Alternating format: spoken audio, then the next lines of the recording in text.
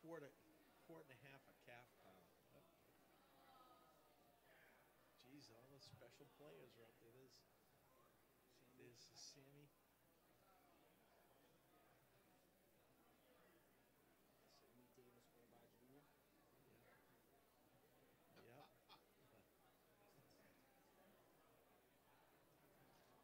Yep. There's Marcy. Marcy. Tell Marcy to shut up. That was the Marcy, best. shut up. I'm still laughing over that.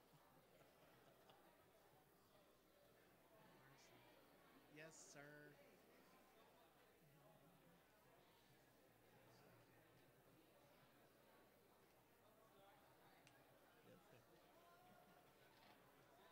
Everyone should have said Dr. Evil's here. Oh man, when he first went out with that last time, and then he went and did the imitation. Oh, I thought we were gonna lose it. That's what it's saying. Yeah, yeah, they're gonna sing the national anthem. I do with my glasses. It looks like it's starting to get serious, guys. We must have almost a quarter of a quorum.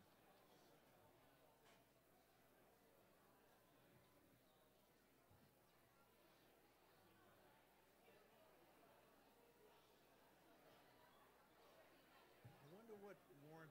I wonder what number Walpole Media is. I think we're up around 20 something. So we won't be tonight. Doing something. Want to buy a new suit? Sweating right through it. What's up, bud? It's older than 30. It's that suit. You look older than 30. It's all like gray hair. But all 150 of these people.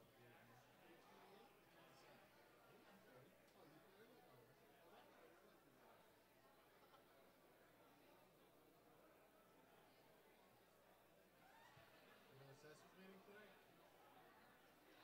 Assessors today? I don't have a quorum. Oh, is that right? No big deal. Anything comes up? Nope, nope. I have to cancel. Don't stop. You're posting. It was 7:28. Yeah, I do it every time, man. what? I do it every time. I let everyone know. Remember when Jim used to send the scores to Mike Oh, yeah. for the games? He'd be posting the scores.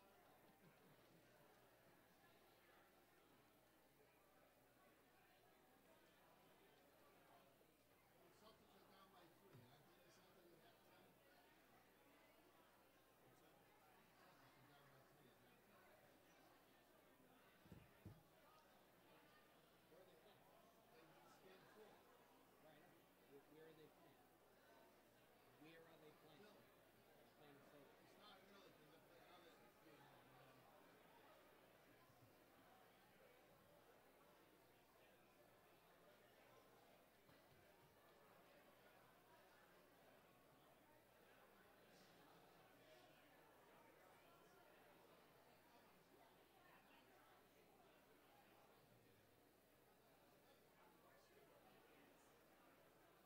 I'm checking that.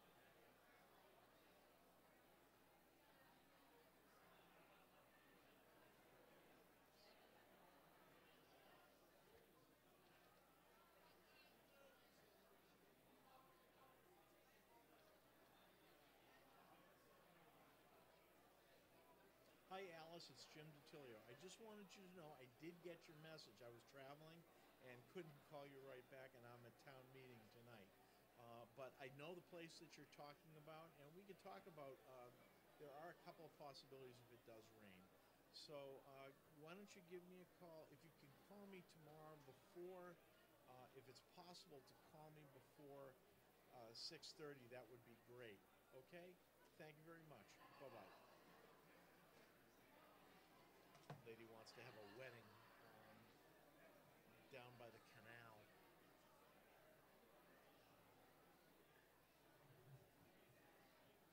All right, guys, you ready?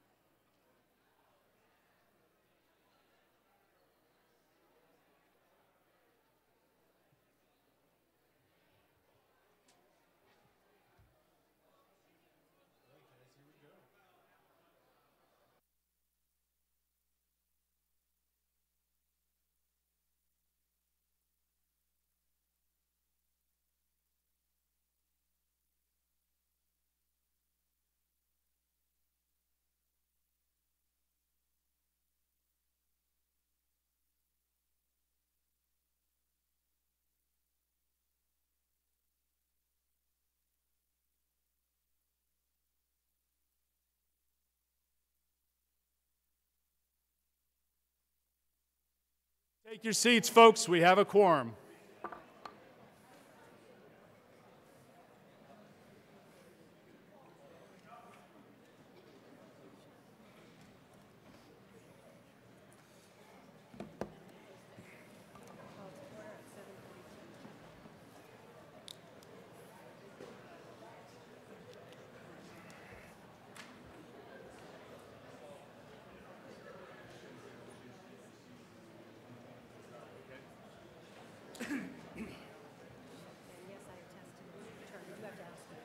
Yeah, no, I'll get to it's all in my thing. Yep.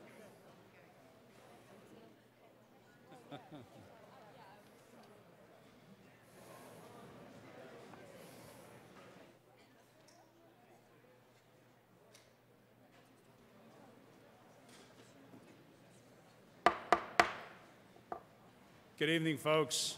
My name is Dan Bruce, Town Moderator. Welcome to the Walpole 2008 Spring Annual Town Meeting.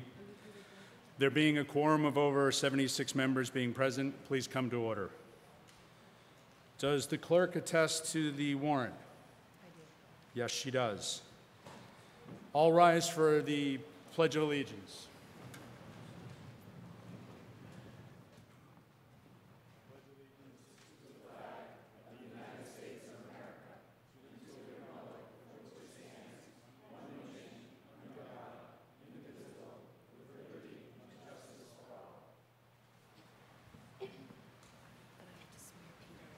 Yes, okay. I would like to introduce Camerata, who will be performing the national anthem. They're under the direction of the high school choral director, Ashley Prickle-Kane. The students are Megan Angelo, Caitlin McCabe, Brianna McKeon, Zoe Coleman, Sylvia Lonnie, Kaya Robin, Catherine Lonnie, Amanda Mayhew, Haley Wigren, Erin Parquette, excuse me. So, ladies, whenever you're ready.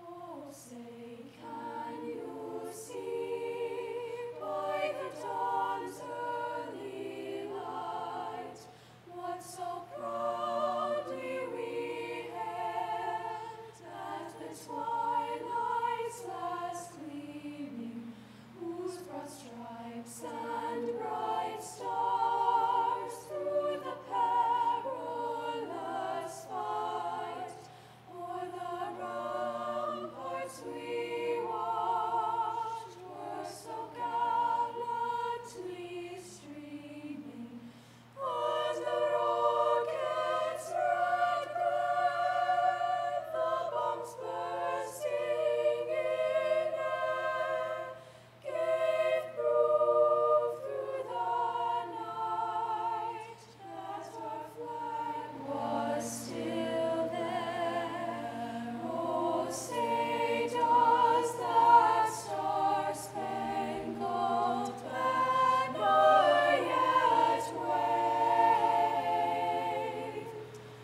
o'er the land of the free and the home of the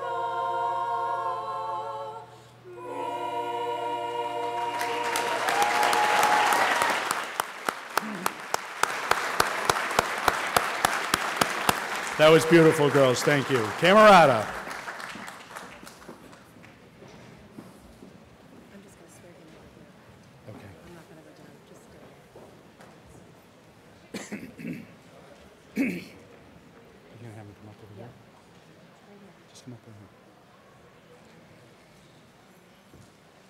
So just a couple of quick comments. Walpole Media TV is pleased to be providing live coverage of tonight's town meeting on Comcast Channel 22 and Verizon Channel 30. Live streaming of this meeting is also available on YouTube by going to the Walpole Media channel. And you can watch the replay of this meeting anytime by going to the website walpolemedia.tv, and clicking on the on-demand button. I'd also like to make an announcement that the League of Women Voters of Westwood, Walpole, and Dedham presents their annual Spring Candidates Night on Monday, May 21st at 7 p.m. at the community room in the Walpole Public Library.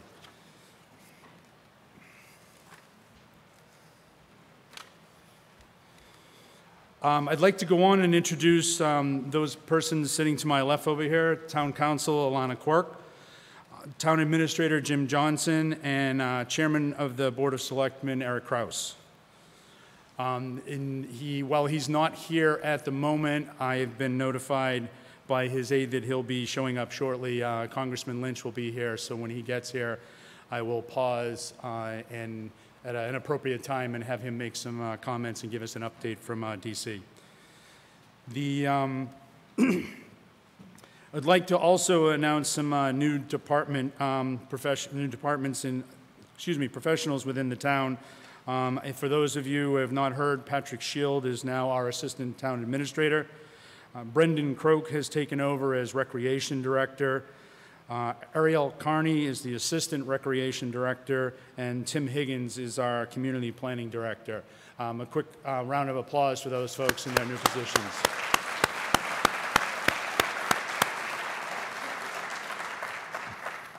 Other brief thank yous. As you know, town meeting doesn't happen without the efforts of many, many people. I'd like to thank the League of Women Voters for staffing the door and coordinating the sign-in, and also thank the town clerk and her staff, Laura Bamford, Darlene Leonard, and Sharon Stedman, for preparing for this evening's town meeting. I'd also like to thank the custodial staff here at the high school, and of course to the Walpole Media Corp, Jeff, Pete, and Patrick behind the curtain over here to my right. I'd also like to thank the members of the National Honor Society who are out front and providing the refreshment and snacks. And as always, thank you to Claire Abril and Cindy Berubri for all the work they do to prepare for this evening. And then finally, thanks to Jim D'Attilio and Mike. And Mike, I apologize, I've forgotten your last name. Say? Donovan, Mike Donovan, in the production booth to provide our technical support. So what I want to do at this time is just go over some procedural rules. If you're an RTM member, a town official, a member of a town board or committee, please sit on this side of the break. I only see a couple of folks in the back in that middle break. If you're an RTM member, please come forward. If you're not an RTM member and you're on this side of the break, please move back. Thank you. That's just to help us ensure accurate voting. If you would like to speak, again, please come down to the microphones here in the left or right aisles. When you are recognized to speak, please identify yourself by name or precinct, even if I call you by name, just so the folks are familiar with who everybody is. Address your remarks to the moderator, myself. If you are asking a question, I will ask the appropriate official. Custom requires that you generally do not get in a direct dialogue with the answering official. If you use facts and figures when speaking, please reference the source. If the source is a document, please have copies for all members.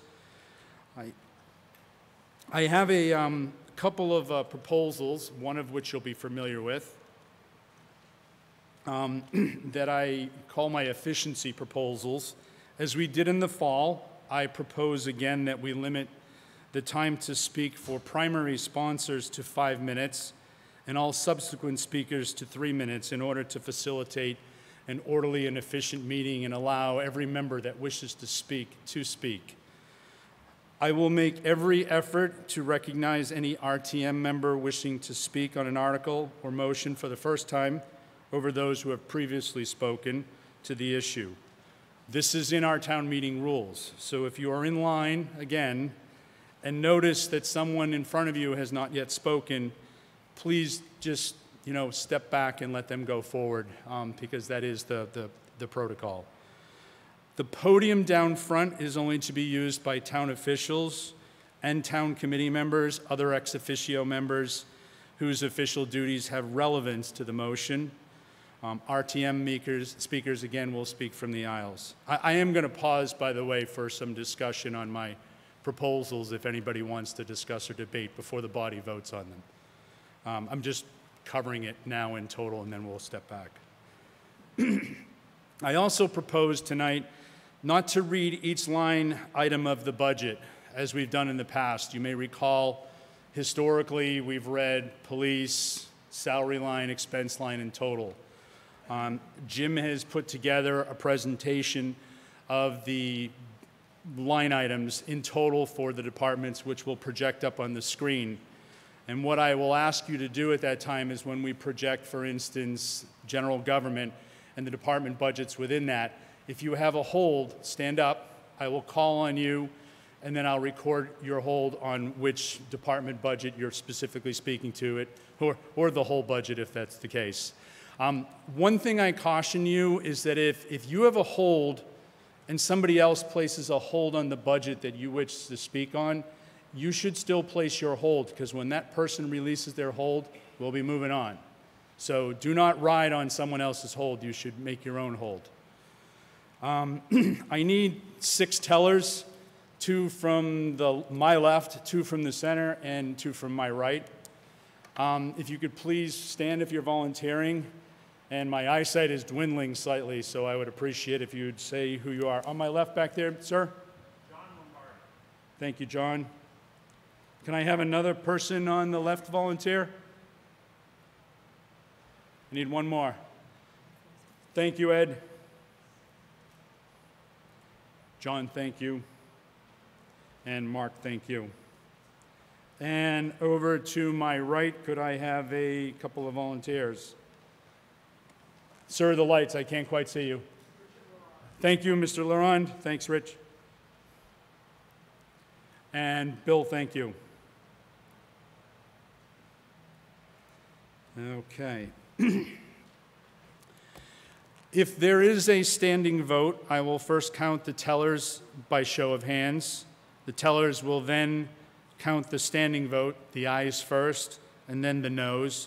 The tellers shall coordinate their accounts by section and then announce from the microphone so that both all of you and myself and the town clerk hear the tally at the same time. We'll then independently tally it up and determine whether the quantum of vote has been met. If you wish to make a substitute motion and know in advance you are going to do so, please prepare the motion in writing, have it seconded, and bring it to the town clerk. Ensure it's signed by both parties. This allows the town clerk to keep an accurate proceeding of the records.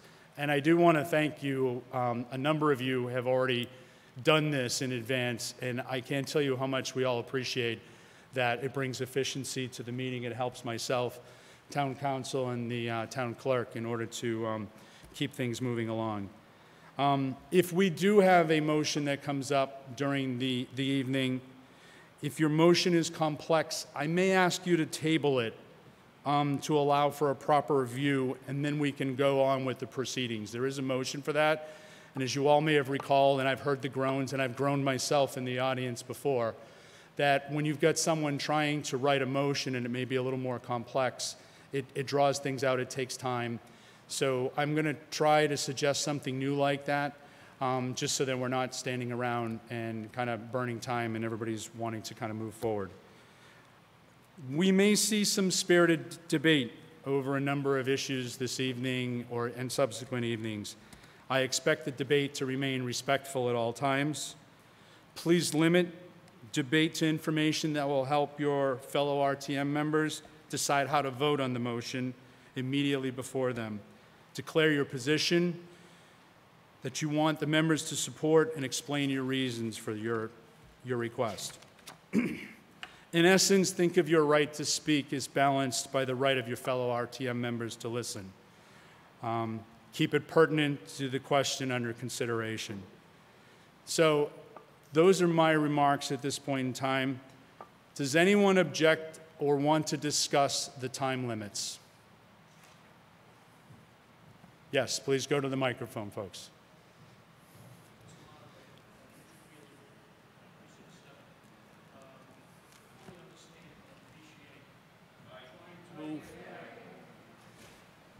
Microphone on the left side of the stage. Hello? Oh, is that better? There you go. Mr. Moderator, Richard Peeler, Precinct 7. I can fully appreciate your interest in moving the program along quickly. There are many articles in this warrant, and many are going to require quite a bit, I believe, debate in order for everyone to be fully kept apprised of what is being proposed and to have sufficient rebuttal. As elected members, we all, we owe it to our constituents in our respective precincts to represent them as best we possibly can. And I think that by cutting off debate really limits our ability to represent the wishes of our constituents. So I am opposed to limiting debate. Thank you, Mr. Pila.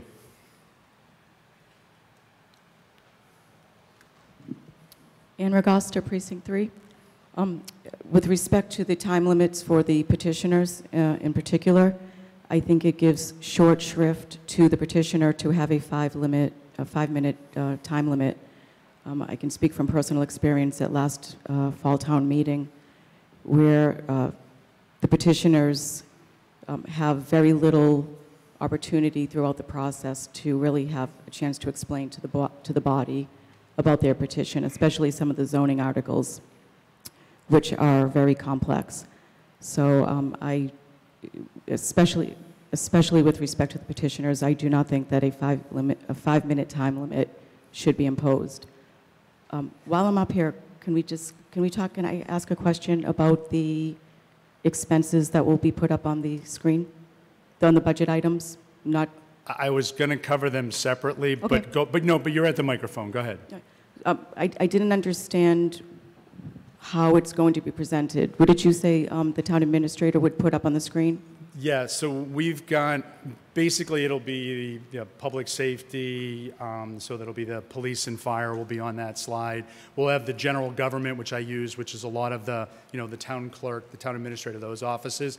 So instead of going through the detailed salary and expense, it'll just be a total. They'll be shown up there. And I'll allow time for people to read through it and see and say, okay, yeah, I want to hold on one of those. Right. My rationale here is that we've all had the booklet for 3 weeks. So I would assume that most of you have read it, reviewed it, and if you have a specific hold on a department budget, you know what that is right now. So that's, you know what, it's an attempt by me to try to speed along. I don't think you guys want to listen to me talk and read out and call out all those items. So, thank you, Ted. I appreciate. I mean, no, I don't. And to me, that's better time served having you folks speak and debate the articles. I do agree with you that from the RTM perspective, we do have the booklets in the town warrant in front of us with the detailed budget. My concern is for the viewer who's not here, who would only see on the screen the summary as opposed to the personnel expense and then the other expense on that particular budget item. So from our perspective, I see your point, but I think from a viewer, from a Walpole resident watching, I think there should be either a visual of the breakout or the verbal call-out. Because I think from the viewer's perspective, the non-RTMs who are watching from their living room, they will not have an opportunity to see the detail of the personnel expense. If I'm understanding the you the are visual. understanding it. Yeah, you are understanding it correctly, and I did give consideration to that. Again, that's why I proposed it to you all, and that's why I had it put up there. We could have scrolled through all and shown all the detail, but I was trying to keep it on the short side of things. So it's a good point. Thank you.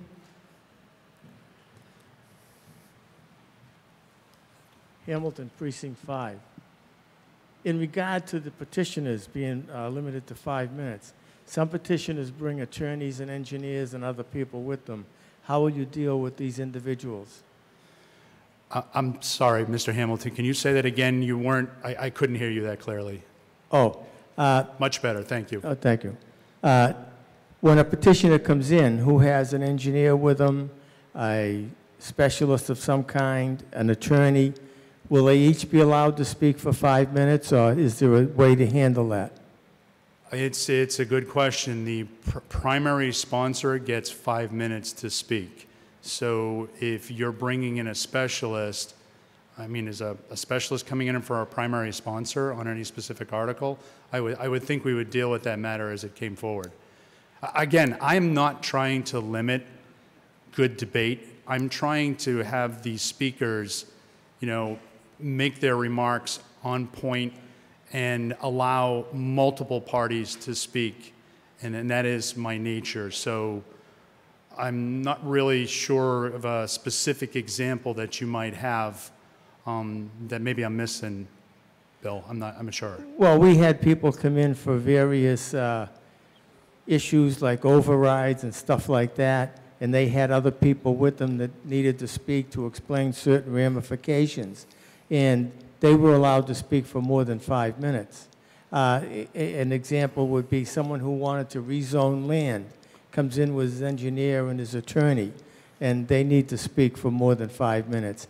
Now, with the arrangements for people who are not RTMs, and if they come in for rezoning, they handle a little differently. But the town meeting has always been allowed to give them more time. Will that be happening? Well, first, Mr. Hamilton, my first response to you is that the RTM members are the ones that are here to speak on articles. They may ask questions of others, but I'm going to suggest we'll deal with that matter when it comes up, because I'm not quite understanding. You mentioned an override. I understand the zoning stuff. So, yeah, if we have a question to a specialist, we'll allow the specialist to respond. Okay, so, and I hope you do that with say a 10-person petitioner.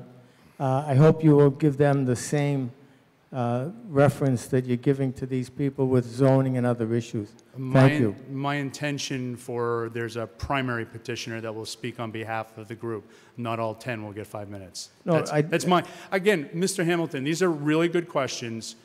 It's the body here to decide, not me. I'm just making the proposal.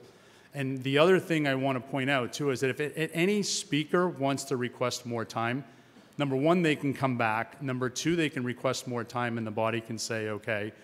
And further, if there's a specific article, say a zoning article, that this body decides because of the complexity and the discussion that, hey, let's waive that rule for this article, then we can do that. It's your meeting. I'm just here to facilitate it. Okay, as long as there's some understanding for some articles that do require more than 5 minutes. Thank you. Thank you, Mr. Hamilton. Susan? Lawson, Precinct 2. With respect to Ann Ragosta's comment, hasn't the booklet been mailed to every home in town?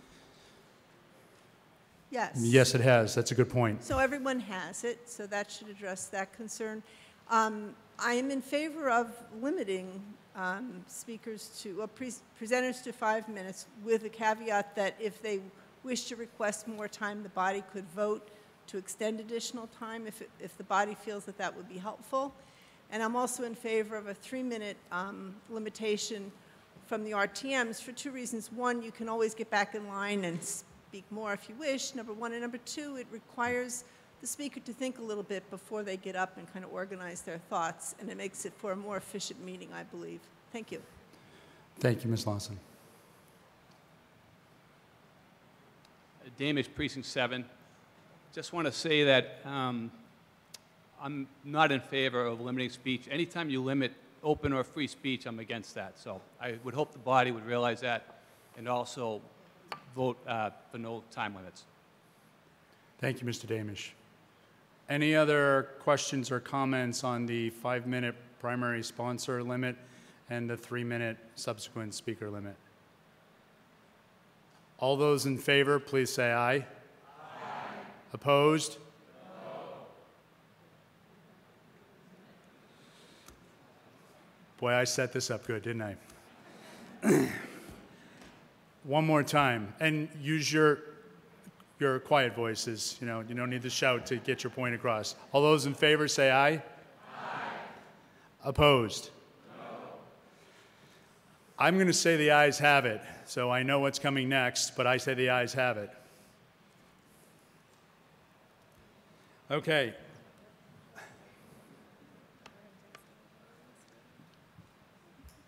Yes, Mr. May Peeler. I, Mr. Moderator, Peeler, Precinct 7, I think that it was sufficiently even that it warrants a count for this reason, that the charter clearly states that the RTM members have the right to represent their constituents, and if they need sufficient time to do so without bloviating, but in order to make their salient points as to why they are for or against a particular item, they should have ample opportunity to do so.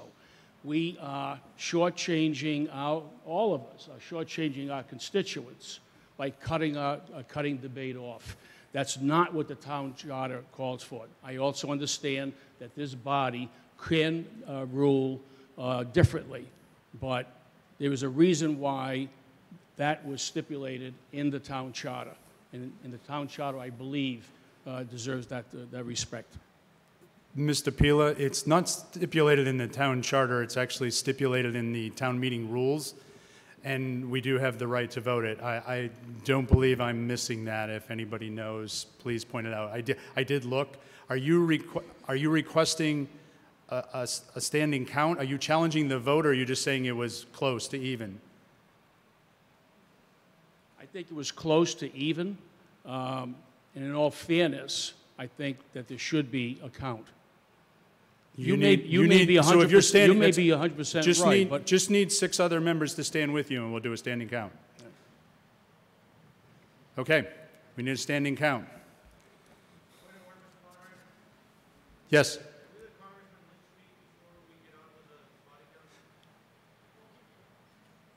I think we'll take the count first. Thank you, Congressman Lynch. We appreciate that.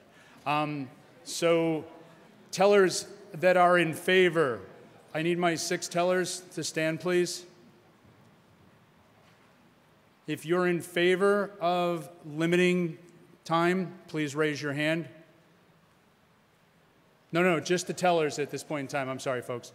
So 1, 2, 3. So 4-2. 4, 2 opposed. Just one. So opposed. Okay. So 4-2. Thank you. All right. Can I now have all those parties that are in favor of time limits stand, and the tellers please count? Just those in favor.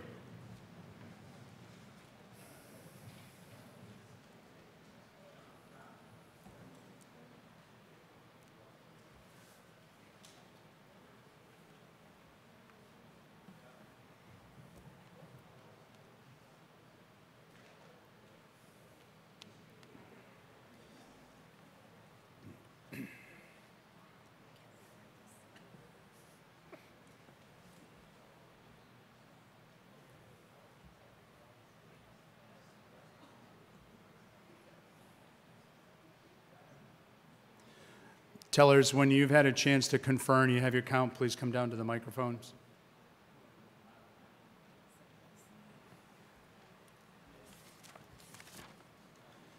Mr. Lombardi? 7. 7, yes. That's correct.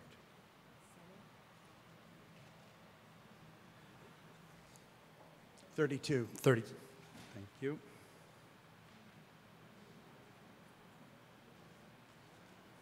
And from the center. 41. Do you have the total?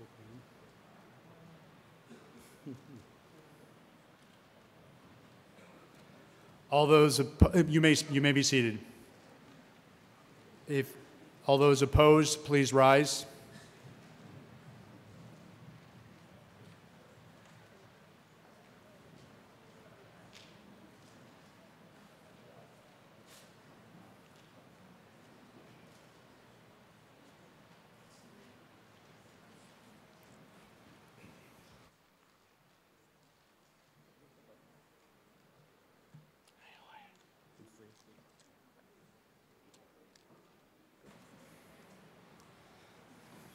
Mr. Forsberg? 4. 4 against. Mr. Buckley? Mr. Moderator, 4.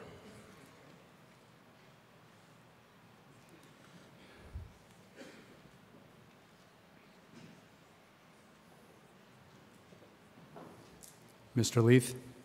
27.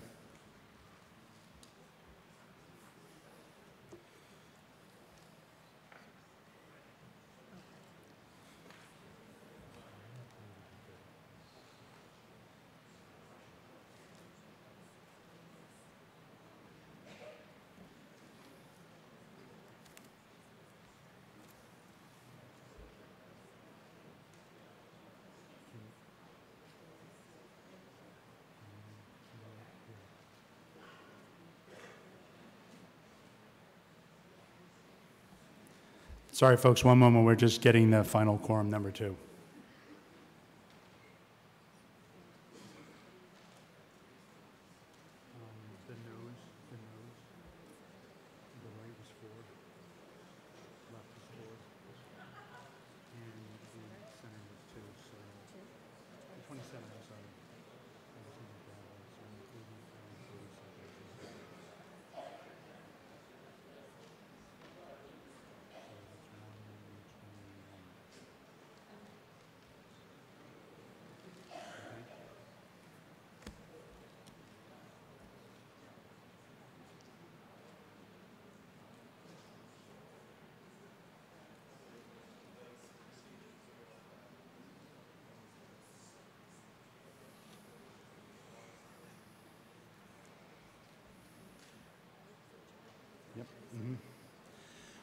Okay, sorry about that, folks. We're a little slow to start here. That was 84 in favor, 37 opposed. The motion carries. So we will go with the 5-minute time limit for primary and 3 minutes for others. So again, remind you, you may ask for relief as we discussed earlier. The budget, just the departments and the total line items. All those in favor, please say aye. Aye. Opposed? It is favorable. Thank you. Okay. Congressman Lynch, thank you. Congressman Lynch is here, and he's going to give us an update from Washington. Thank you very much, Mr. Moderator. This is Democracy in Action. Great to be here tonight. Normally on Monday nights I'm I'm in Washington, so thank you very much for your courtesy to me tonight. I thought I might just give you a little update on what's been going on in Washington in the last few weeks. There's a lot in the press, but they generally report the bad news from Washington, and I'm happy to say that in the last several weeks we've had some success on a major level with funding the government. For a while there, we were funding the government by continuing resolutions for 3 weeks, 9 weeks, 6 months. But finally, we had a breakthrough in negotiations with the White House, and we were able to pass a major spending bill with a lot of things that I think are important to the town of Walpole, as well as the rest of the country. And it was heartening to see our colleagues come together, I think, for the good of the country.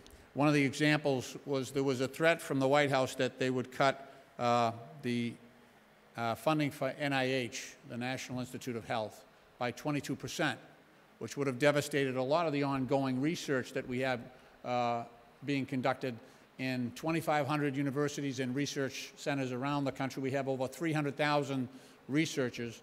You cut that funding, those people don't come back, so we lose that continuity and the value of that work.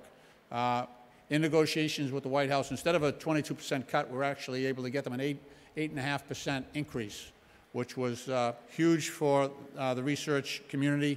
And like I say, for cancer, Alzheimer's, autism, diabetes, all of that research continues, and we're at a very critical time where you don't want to defund those efforts. We're making great breakthroughs.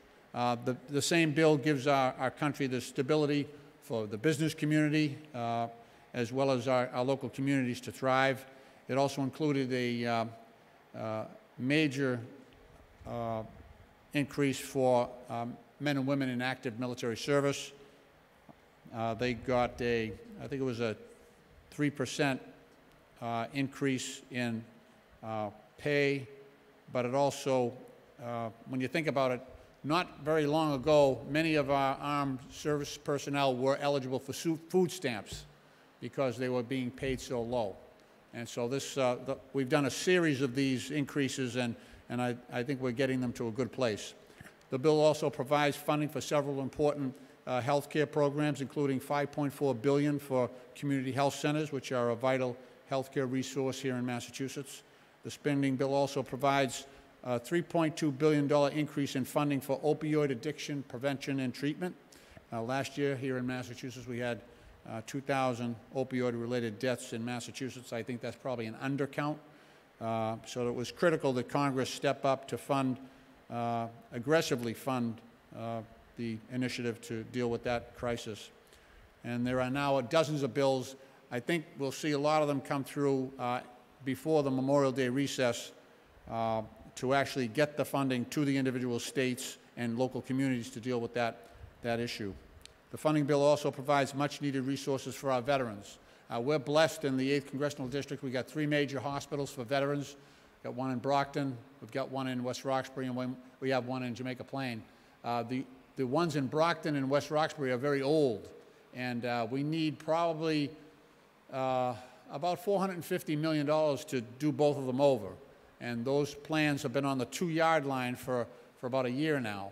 And this funding will make it much more likely that we'll be able to take care of the Brockton VA and West Roxbury VA, the older buildings, and finally give the veterans who have served this country the care and the quality of care that they richly deserve, that they have earned by their service.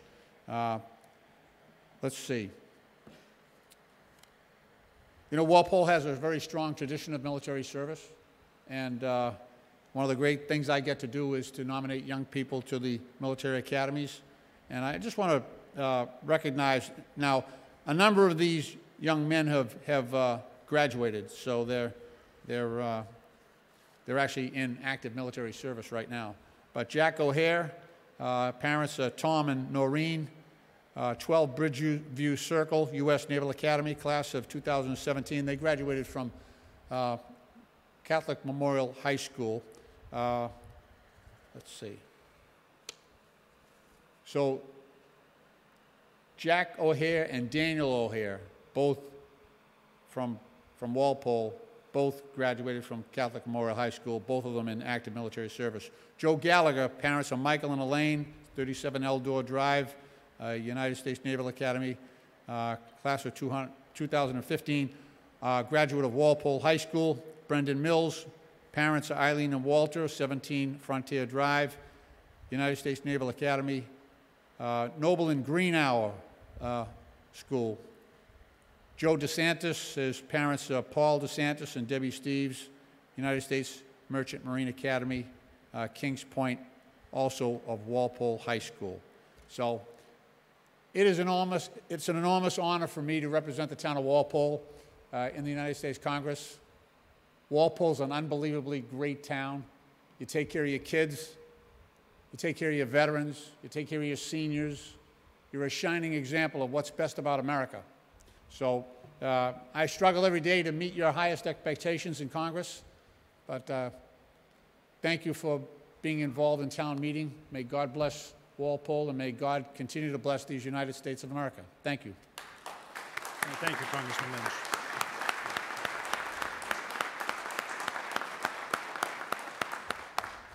Thank you, Congressman Lynch. Thanks, Molly. Just a couple more comments, and then we'll get underway. It's an honor for me to serve as moderator for the town of Walpole. I assure you that this and all town meetings will be run as efficiently and as fairly as possible. As you know, I have no vote in the outcome or an influence on any particular article.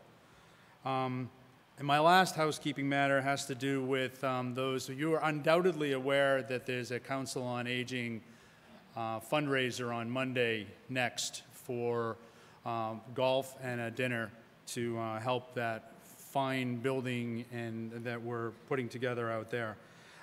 It's on Monday, May 14th, and in the event we require a third night, our town rules specify that we meet on consecutive Monday and Wednesdays until we dissolve. So I need this body to make a decision. I'm going to propose that if we do go a third night, it will be Wednesday next week, not Monday next week, so that all those that are already signed up have made their contributions, and there's, you know, town officials and members in the audience out here and others to participate in that event and not worry about having to rush back for town meeting. All those in favor, please say aye. Aye. Opposed? Thank you. It is favorable. So we will meet on Wednesday, May 16th, if we go a third night. So at this point, we just have a handful of resolutions to go through.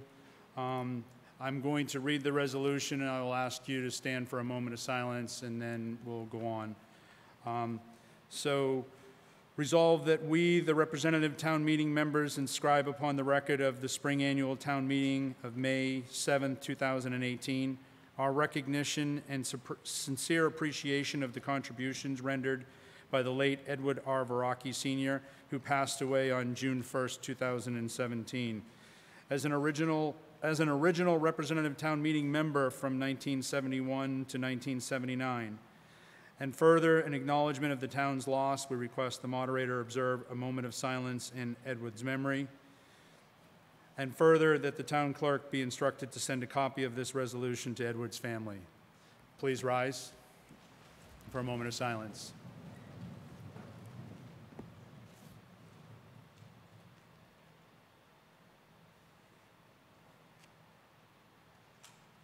Thank you.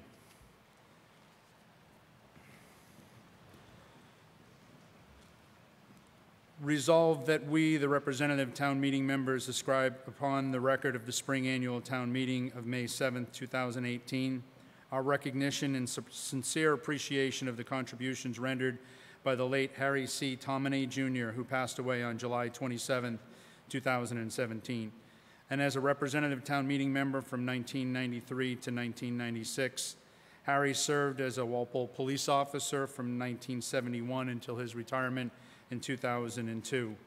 And further, in acknowledgement of the town's loss, we request the moderator observe a moment of silence in Harry's memory. And further, that the town clerk be instructed to send a copy of this resolution to Harry's family. Please rise for a moment of silence.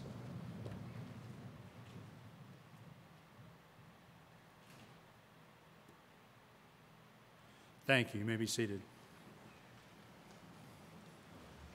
Resolved that we, the representative town meeting members, ascribe upon the record of the spring annual town meeting of May 7, 2018, our recognition and sincere appreciation of the contributions rendered by the late Carol Hunt Clarici, who passed away on January 16, 2018, and as a representative town meeting member from 1978 to 1981. And further, in acknowledgement of the town's loss, we request the moderator observe a moment of silence in Carol's memory. And further, that the town clerk be instructed to send a copy of this resolution to Carol's family. Please rise for a moment of silence.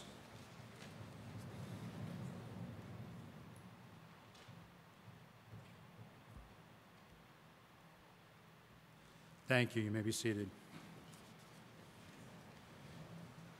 Got a couple more, folks. Get your good exercise in. Resolved that we, representative town meeting members, inscribe upon the record of the spring annual town meeting of May 7, 2018, our recognition and sincere appreciation of the contributions rendered by the late John J. Perry, who passed away on January 17, 2018, and as a representative town meeting member from 1999 to 2001. And further, in acknowledgement of the town's loss, we request that the moderator observe a moment of silence in John's memory. And further, that the town clerk be instructed to send a copy of this resolution to John's family. Please rise for a moment of silence.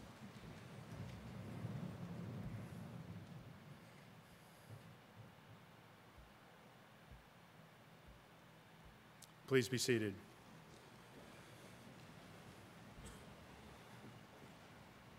And resolved that we, the representative town meeting members, inscribe upon the record of the spring annual town meeting of May 7, 2018, our recognition and sincere appreciation of the contributions rendered by the late Warren R. Vance, who passed away on March 5th, 2018, and as a representative town meeting member from 1980 to 1981. And further, in acknowledgement of the town's loss, we request the moderator observe a moment of silence in Warren's memory. And further, that the town clerk be instructed to send a copy of this resolution to Warren's family. Please rise for a moment of silence.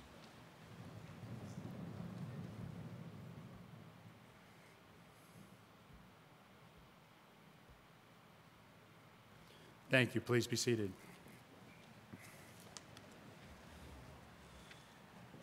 At this point, I have a preliminary motion and a second from the Finance Committee to waive the reading of the warrant.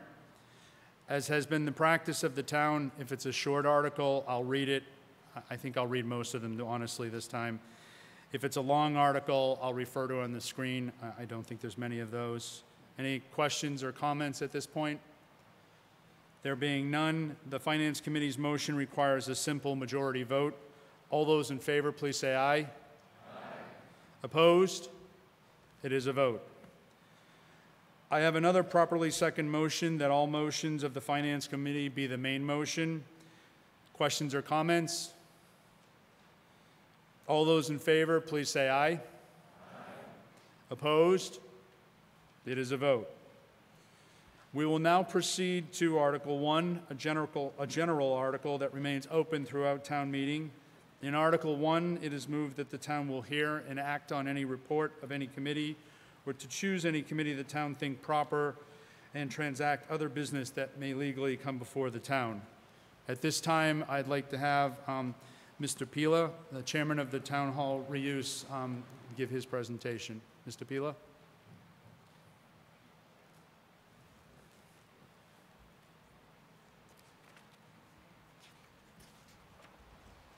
Thank you, Mr. Moderator.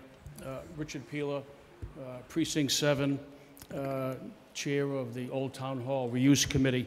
A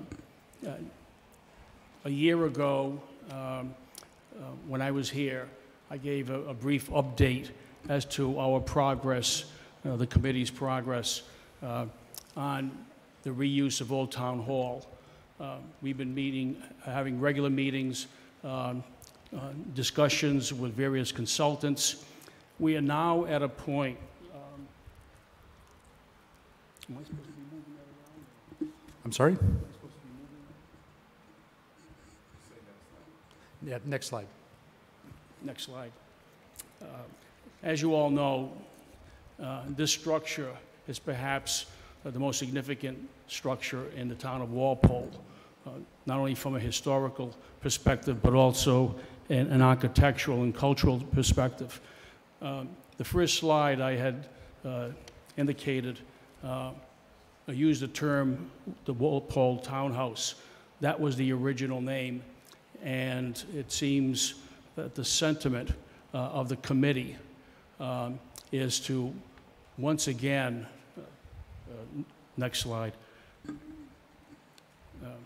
This is our mission. I'm going to make this very quick. That is our mission, and to once again restore Old Town Hall as the center of cultural and community activity here in the town of Walpole. Next slide. I'm not going to read those, but all I want to say is that this evening, or Wednesday evening, when we get to Article 17, we hope that this body will approve Article 17 because we're now at the point where we need to do some serious due diligence on the building to understand exactly what we have now that the police department has relocated to its new facility. And among the due diligence items that we need to look at is the environmental condition. What is that environmental condition? We also, for a building that was constructed in 1881 and has served multiple purposes over that period of time, from a courthouse to town offices to most recently the police department. A number of things work has been done to that building, some of which is not necessarily consistent with the architectural integrity of the building, in order to make way and make it more suitable for the then current use. Another of the due diligent items that we will be doing, should this body approve Article 17, is to do a complete physical audit of the building, to look at the systems, the structure, the roof. Again, why do we need to do that? Because when we come back to you with our final report at fall town meeting, we want to be able to say to you that if we pursue a certain course of action, use for Old Town Hall, that we have a full understanding of what the financial implications are. So among the due diligence that we have done so far, we really need this next phase in order to really get a handle with, and understand exactly what we're working with. I do want to thank my fellow committee members, if they're here: Cliff Barnes, Vice Chair; Christine Cochran, Secretary; Ron Fusil; Beth Pellick; Mark Trudell, and Roger Turner. These folks have dedicated a considerable amount of time to working on this project for the last 14 months. There's still much work to be done, but we feel that come the fall, we'll be able to make a good recommendation, a prudent recommendation to fall town meeting in terms of the reuse of Old Town Hall, which we would like to rename once again, the Walpole Townhouse. Thank you very much.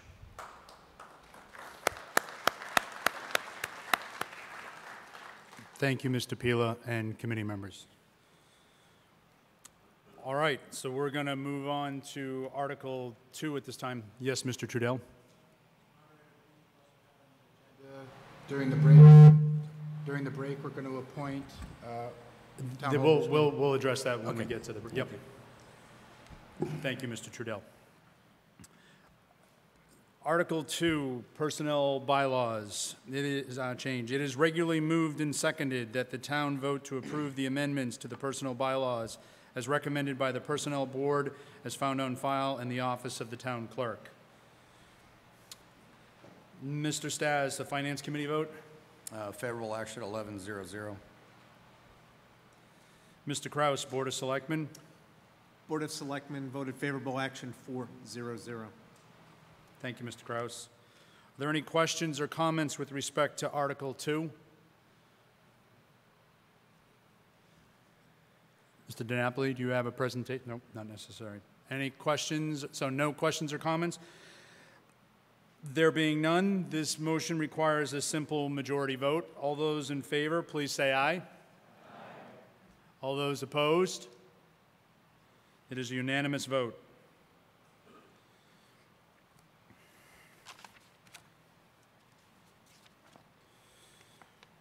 Article 3, Salary Schedule. It is regularly moved and seconded that the town vote to approve the new salary schedule as recommended by the Personnel Board, as found on file in the office of the town clerk. Mr. Stas, Finance Committee vote? Favorable action, 11-0-0. Sorry, 11-0-0? Yes, sir. Thank you. Mr. Kraus, Board of Selectmen? Mr. Moderator, while we voted the article in total 113, we did vote each segment of it separately, and we would like to post this body on those separate votes if it's okay with you. Absolutely. Proceed, please. Okay, for the 2% increase, professional salary schedule with steps only, hourly salary schedule with steps only, and administrative professional schedule with steps only, we voted 2-2-1. For the position title change, we voted 5-0-0. For the new position, benefits coordinator, grade P10, we voted 4-1-0.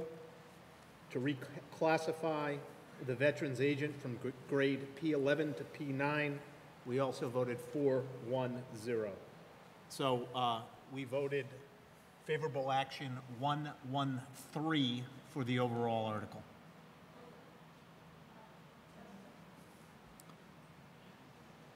Does someone have a question? Okay. Thank you, Mr. Kraus. Any questions or comments with respect to Article 3? There being none, all those in favor, please say aye. Aye. Opposed, please say no. It is a vote. Favorable.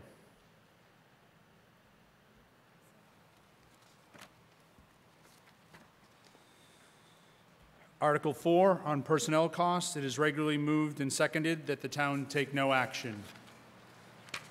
Mr. Stas, Finance Committee vote? No action, 1100. Excuse me? No action, sir.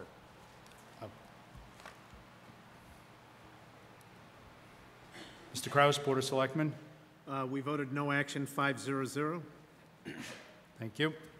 Any questions or comments with respect to Article 4? There being none, this requires a simple majority vote. All those in favor, please say aye. Aye. All opposed? It is a unanimous vote.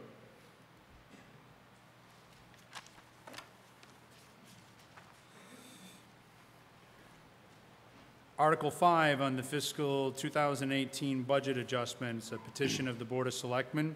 It is regularly moved and seconded that the town transfer the sum of $119,996.27 from the following sources to increase the appropriation for the school department for fiscal year 2018. Contractual offsets, $48,300.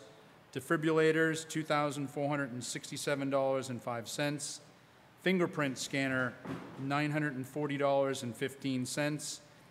OPR antenna, $50,000. Technology plan, $4,807.05. District-wide phones, $30. Turner Pond Dam, $8,781.11. North Street paving, $4,337.11. Munis software, $63. Walpole Fire Department domain control, $34.63. Cobb's Pond Dam inspection, $61.17, and dam inspections, $175. And furthermore, that the town transfer the sum of $10,000 from the Board of Assessors overlay account to the Veterans Benefits line. Mr. Stas, Finance Committee vote? Favorable action 901. Mr. Cross, Board of Selectmen? Favorable action 400. Thank you, Mr. Kraus. Any questions or comments with respect to Article 5? There being none, this motion requires a simple majority vote. All those in favor, please say aye. Aye. All opposed? It's a unanimous vote.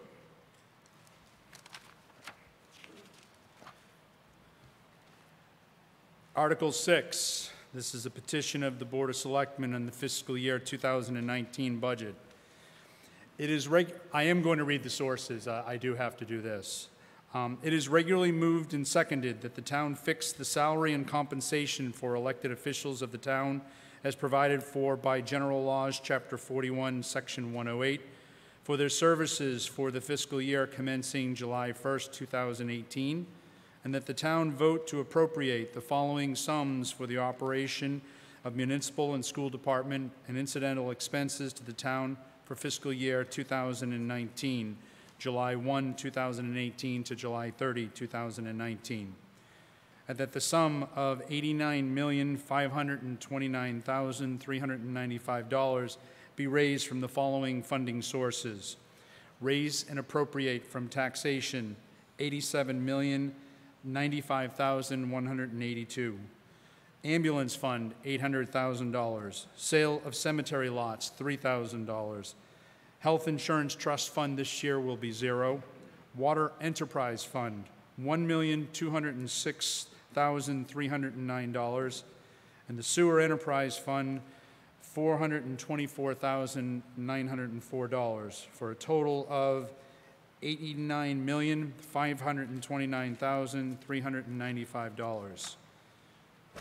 At this time, we're going to project the budgets.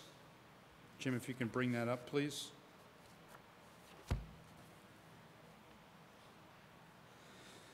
So, as I mentioned previously, for anyone who would like to put a hold on any department budget within the general government, please review the screen and rise if you would like to place a hold on any item.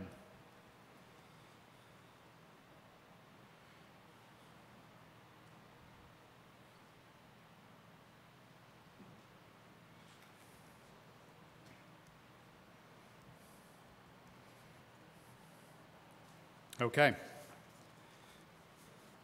Next slide. Oh, yes, Mr. O'Leary. Personnel Board.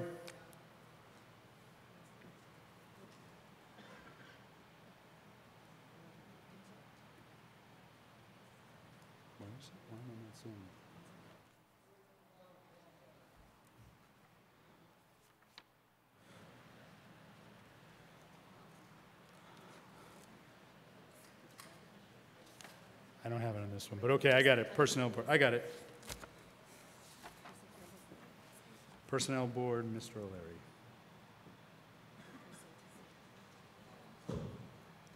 Any others? Okay.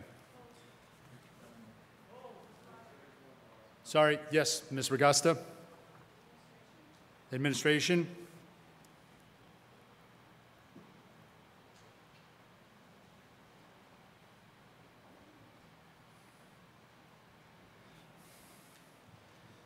Sir.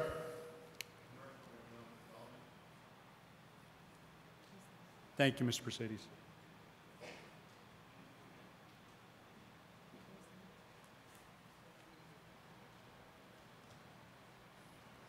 Any others?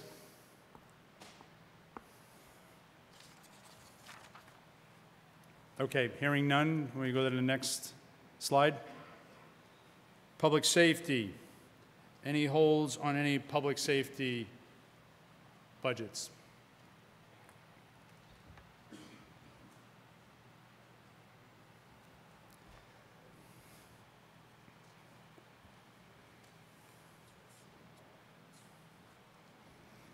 Yes, Mr. Flowers?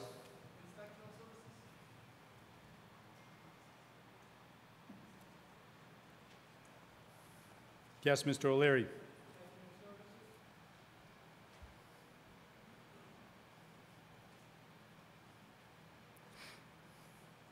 Any others?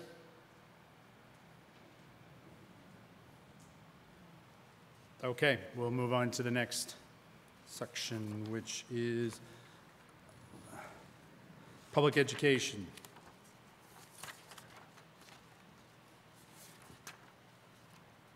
Any holds on the public education budget? Ms. Regusta?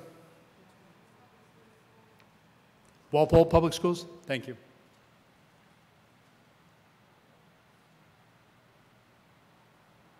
Any others?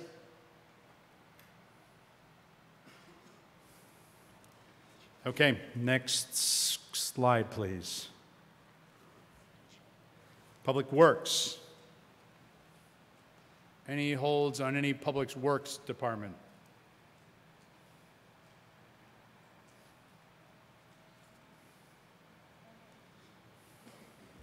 Sir, I can't see you in the light. Could you just please state your name? Thank you. Which budget? Thank you.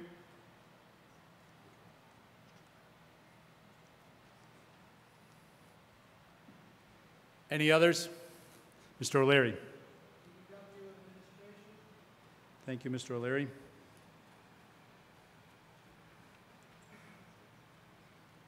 Any others?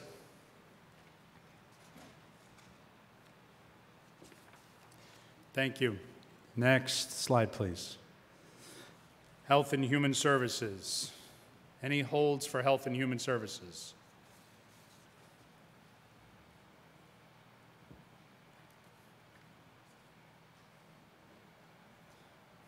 Okay, none? Next slide, please. Culture and Recreation. Any holds on any Culture and Recreation Department?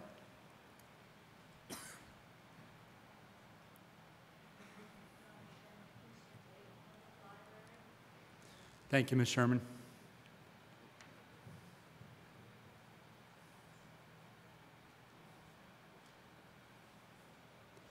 Yes, Mr. Pila.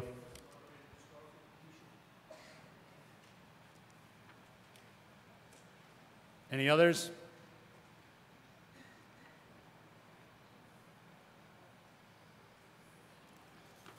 Okay, and then we go on to the next slide, which is assessments and fringe benefits. Nope. Excuse me. Yeah, debt and interest.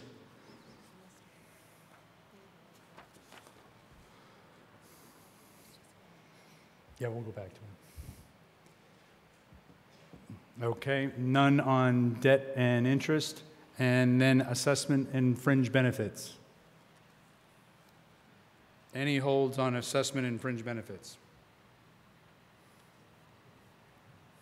Yes, Mr. O'Leary.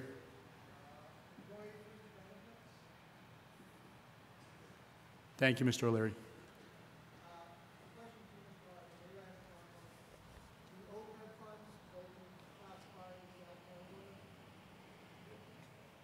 Yes, it is. Thank you, Mr.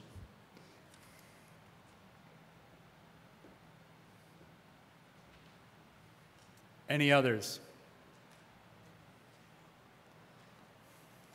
Okay. Oh. Yes, Mr. Pittman. Yes, it is. Oh, wait a minute. Yes, Jim? Assessments, which is in the bottom line of the insurance part. Is it, but it's in employee fringe benefits though, right? It's in employee retirement assessment. Okay, employee retirement assessment. So Mr. O'Leary and Mr. Pittman, is that what you wish to put a hold on instead? So are you okay with releasing your hold on employee fringe benefits? Thank you.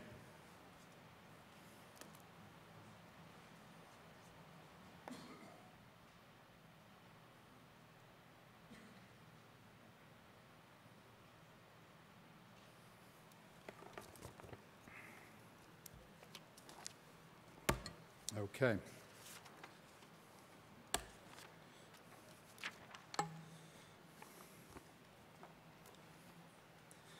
So now we will take a vote on all. Yes. I will do that. So on general government, we have a hold on the personnel board by Mr. O'Leary. Administration, we have a hold by Ms. Regasta. Commercial and Economic Development by Mr. Brusades. Public Safety, Inspectional Services by Mr. Flowers and Mr. O'Leary. Public Education, the Walpole Public Schools by Ms. Regasta. Public Works, Street Lighting by Mr. DiTilio. No, DiVirgilio. Sorry about that, Mr. DiVirgilio. DPW Administration by Mr. O'Leary. Health and Human Services, we had none. Culture and Recreation, we had none. Public Library had a hold by Ms. Sherman. Historical Commission by Mr. Pila. Debt and Interest had none. And the Employee Retirement Assessment by Mr. O'Leary and Mr. Pittman. Anything that I missed? Okay. We will now vote on the all department budgets that there was no hold on. All those in favor, please say aye. Aye. All those opposed? It is unanimous. Okay. So we will start with general government. Mr. O'Leary, the Personnel Board.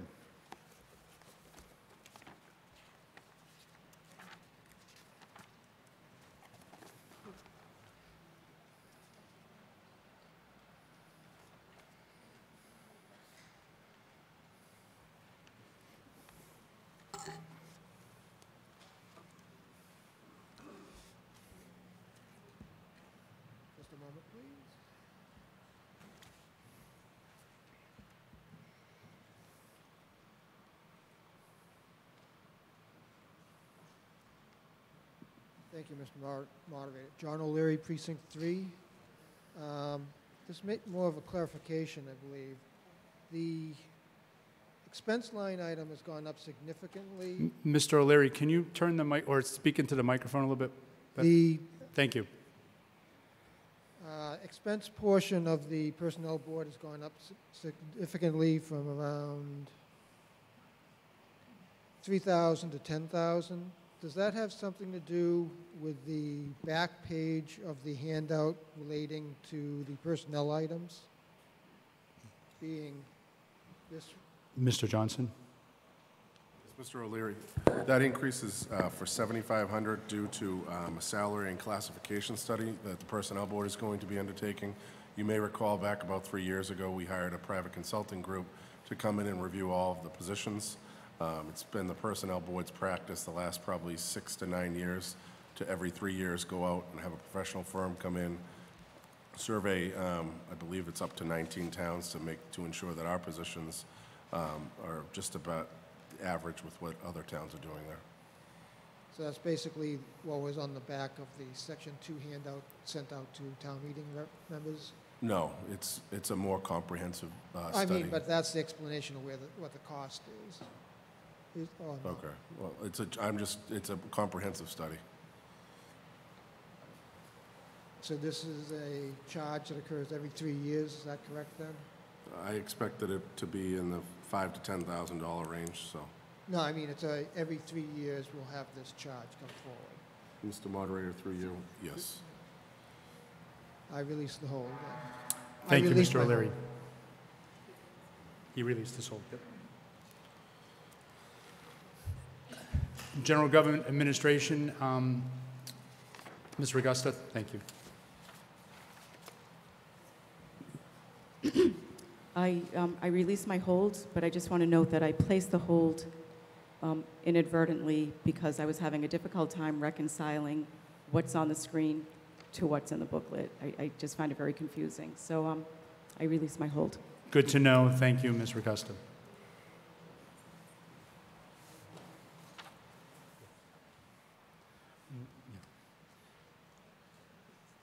Mr. Mercedes, the Commercial and Economic Development, please come down to the microphone. While we're waiting for him to come, Superintendent Lynch, are you going to give your presentation before that component? No, go ahead, Mr. Mercedes. Harry Mercedes, Precinct 8. I'm also the president of the Walpole Chamber of Commerce and liaison to the Economic Development Commission. I just wanted to address the body by stating that for our town to make money, we need to spend money, and we should be investing in our economic and commercial development as much as possible. I understand the light item this year, but it's something that we should be looking forward to the future to really target this line expense and try to target on how we can find ways to develop our commercial tax base. We've got a lot of programs to fund. We've got a lot of additional buildings maybe coming in the future. And a way for us to keep our residential tax base down is to grow our commercial tax base. And I'd just like to point out that for next year's budget, we should be looking at this a little bit closer and trying to invest more in Walpole. Thank you. Thank you, Mr. Mercedes. Did you release your hold? Thank you. All right, what I'd like to do now is vote on the general government remaining budgets, personnel, board, administration, and commercial and economic development. The holds have been released. All those in favor, please say aye. Aye. Opposed? It is unanimous vote. We'll cover public safety, inspectional services. Mr. Flowers and Mr. O'Leary, please come down to the microphones.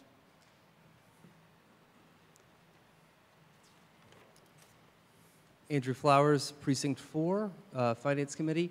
Through you, Mr. Moderator. I'm not objecting to this line item. I'm just making a point that I think all Walpole residents know there's a lot of development going on downtown. You look at the Liberty Village Foundry project, that's 152 units. Corcoran Walpole Station project, 192 units. Walpole Woodworkers, 186 units. So these are opening dates between either later this year or 2019 or and so on. And so a lot of development's going on. And David Norton, the building inspector, has done a fantastic job with his staff meeting this increase in demand. And so you see the building permits revenue rising, actually doubling from about $800,000 to approaching $2 million. And so the staff here, as we go forward, as these units come online, is going to, the personnel staff, which makes up $394,000 of the $436,000 in the budget, is going to have to be addressed in years forward. So I completely agree. There was a great compromise worked out by Inspector Norton and Town Administrator Johnson over the additional request for part-time permanent staff. But going forward, this is something that we just need to be cognizant of, that we have a lot of development going on, and we're going to need the staff to actually fulfill all our inspectional services adequately. Thank you. Thank you. Do you release your hold, Mr. Flowers? Thank you. Mr. O'Leary. John O'Leary, Precinct 3. My question refers to the expense line item. Through you, Mr. Moderator, could someone speak to what the additional expenses come from? Mr. Johnson. Through you, and if I need the building commissioner's help, I'll refer to him also. That increase is due to the software license that the town recently invested, I believe it was $50,000 in last town meeting for the software upgrade. We had an upgrade since before Jack Mee was the building commissioner for our, that covers the Board of Selectmen's licenses, that covers the building inspector's licenses, that covers engineering, planning. So it's more or less a maintenance fee going forward. I would note that last year we didn't need to have that because we actually built it into the capital budget the first year. The additional user fees for the new software, is that my understanding correct? That's ongoing fees for the software, but it covers a great deal of departments. So it's not, so the software will be used beyond the inspectional services department then? The inspectional services maintains the department, but it's also used by the Board of Selectmen, the town engineer, planning, so multiple departments use it. Thank you. I release my hold. Thank you, Mr. O'Leary. The hold's been released on inspectional services. So all those in favor of the inspectional services budget, please say aye. Aye. Opposed? It is a vote, favorable. Ms. Ragusta, we have Superintendent Lynch that wants to get, so if you don't mind, I'll have them, the school department, come up. Superintendent Lynch.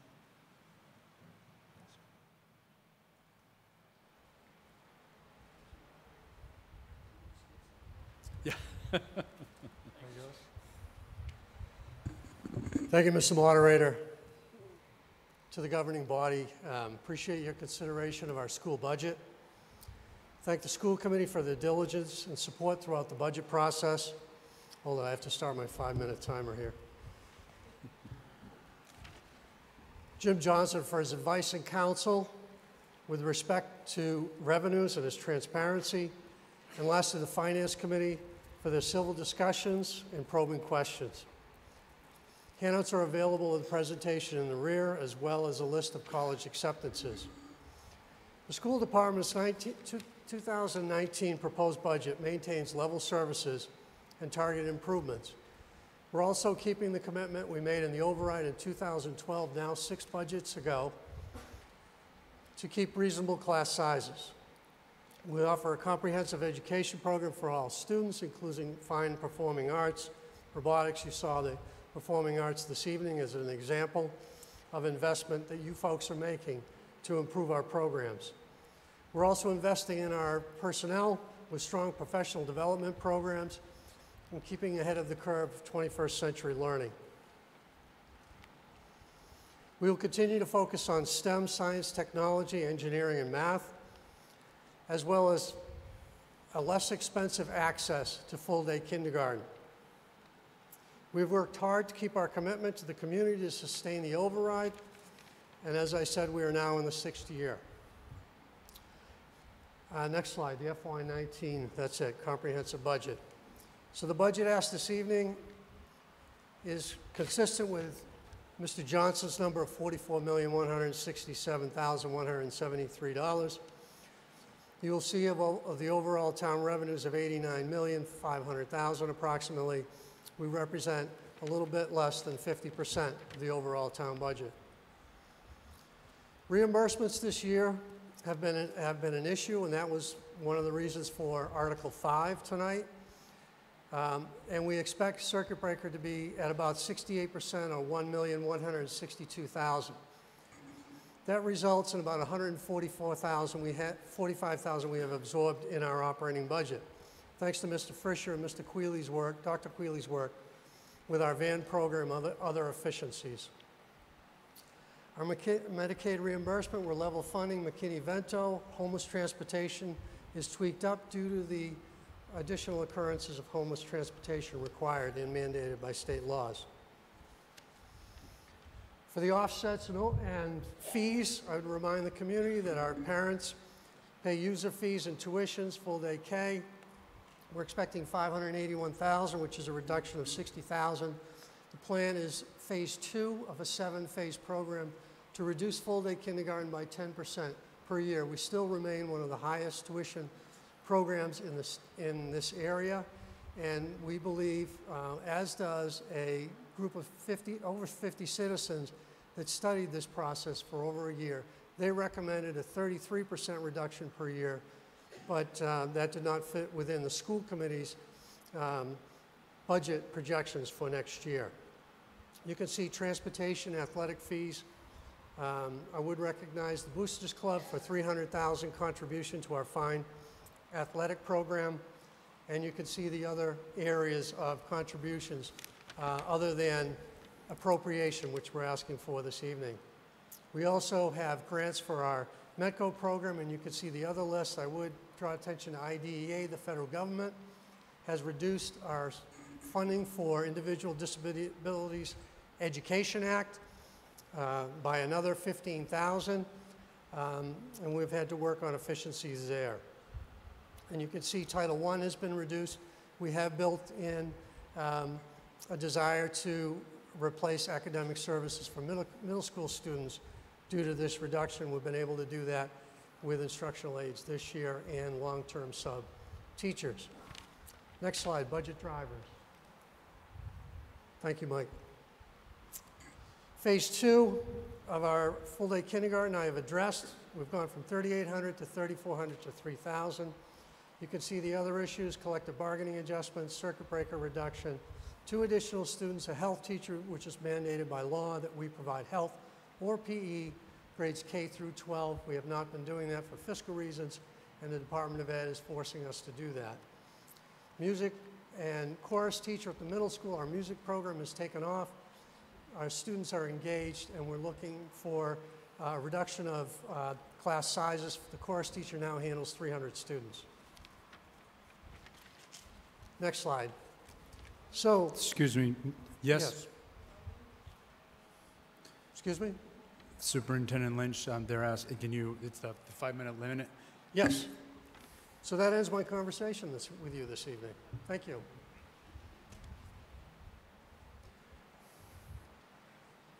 Ms. Regusta?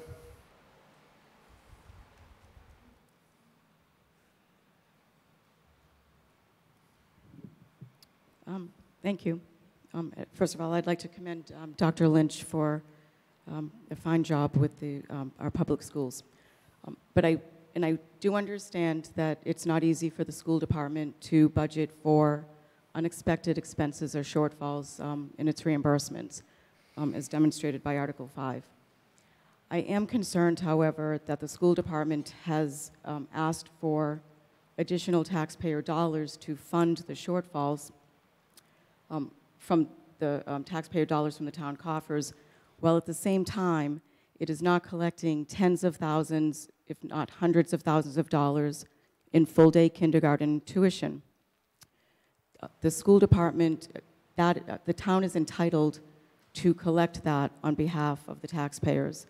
The full-day kindergarten, and it's noted here as one of the budget drivers for FY19, the reduction from $3,800 originally to the $3,000 is an $800 reduction in a fee that should be collected from families per student for what is an optional program.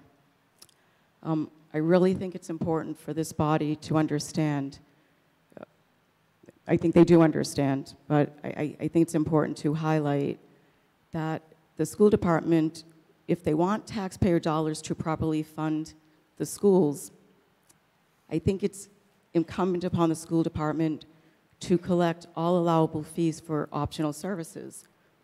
In particular, a service that is provided by private childcare businesses in Walpole, who also pay their fair share of taxes and really shouldn't have to compete with the government sector, who's providing the same service at a very low cost. I release my hold.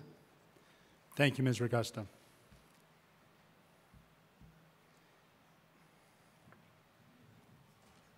So now we will vote on the Walpole Public School budget. All those in favor, say aye. Aye. Opposed? It is a unanimous vote. We will now go to the Public Works. Could Mr. DiVigilio for street lighting and Mr. O'Leary for the DPW administration please come down to the microphones?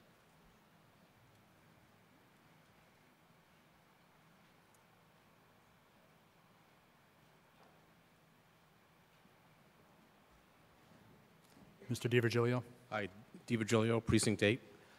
My question was that there are some towns, surrounding towns, that have switched to LED street lighting, partially funded by utilities, and I'm just wondering why Walpole hasn't joined that. Mr. Johnson. We've actually met with Eversource within the last 2 months and discussed the possibility. We actually don't own our lights in town like some of the surrounding towns. We've talked briefly, informally, without bringing it up to the Board of Selectmen yet, whether or not there'd be a possibility to buy that infrastructure.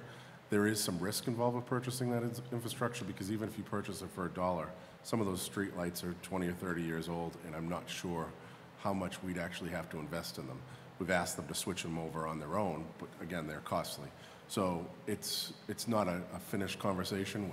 I am going to enlist the services of our energy consultant to kind of explore the possibility whether that's something that's in the best interest of the town purchasing them.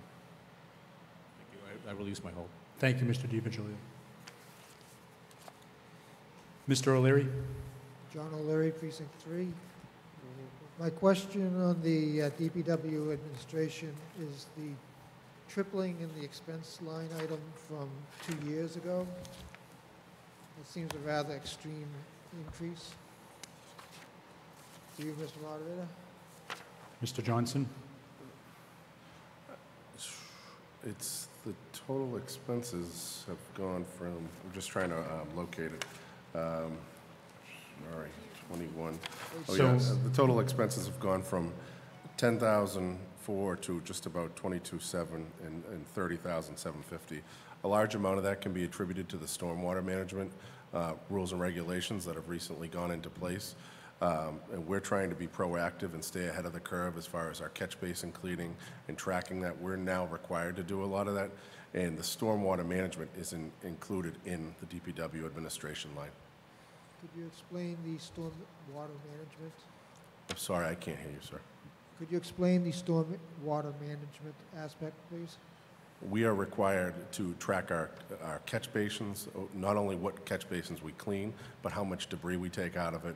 We're also required to file annually our compliance and our compliance regulations with our consultant. We have to hire a consultant to ensure that the town's meeting there. Some towns have actually enacted what some people call a rainwater tax. I don't think that's something the taxpayers of Walpole would ever want to see.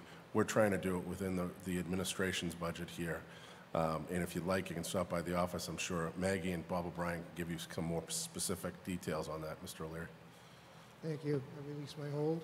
Thank you, Mr. O'Leary. We will now vote on the remaining two budget, the street lighting and DPW administration under the Public Works budget. All those in favor, say aye. Aye. Opposed? Unanimous.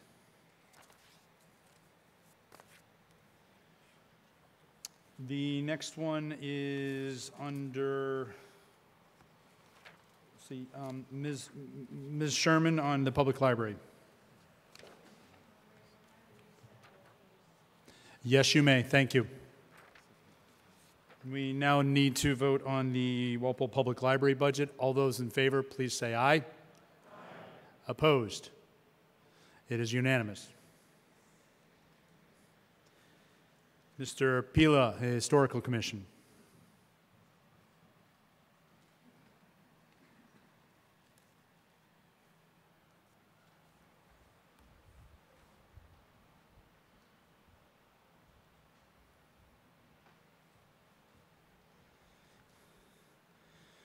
We have a substitute motion.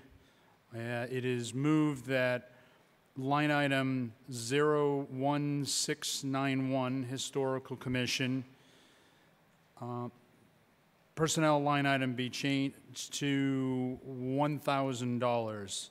The motion is made by Mr. Pila and seconded by Mr. Damish, both from Precinct 7. Mr. Pila?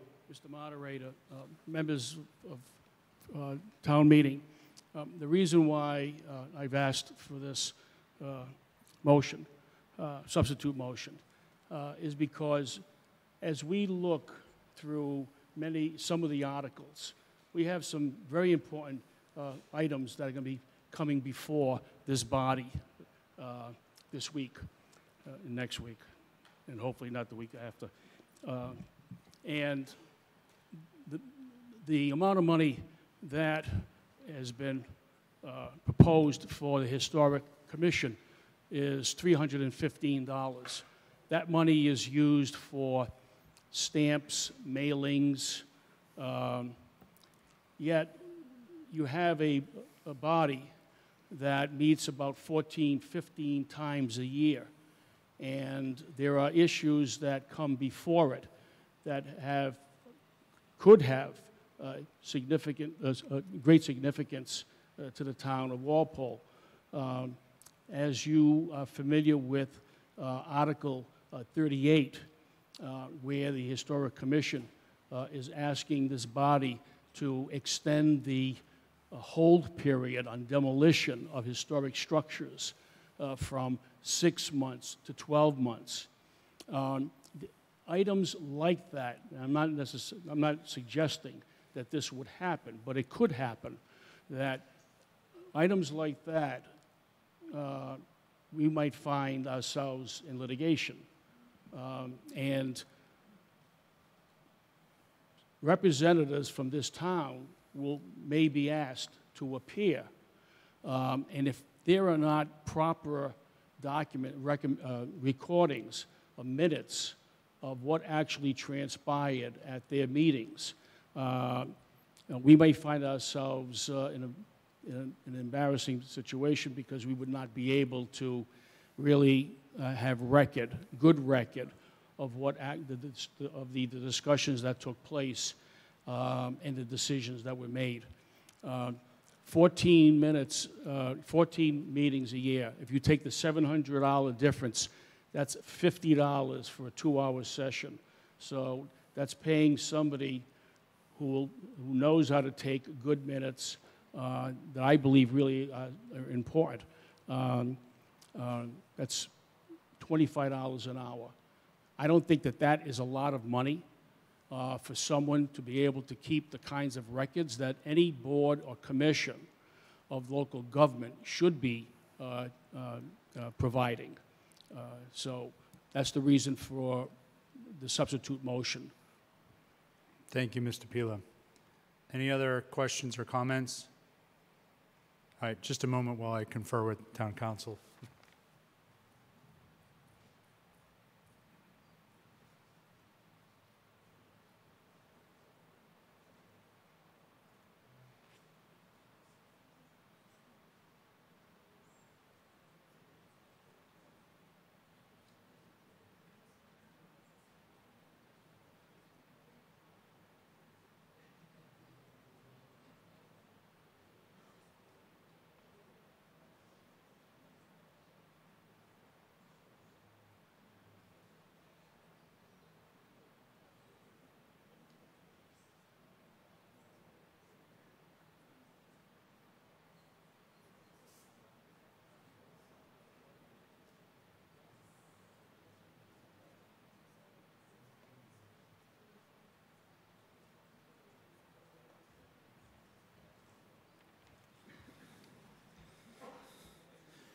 Okay, apologies.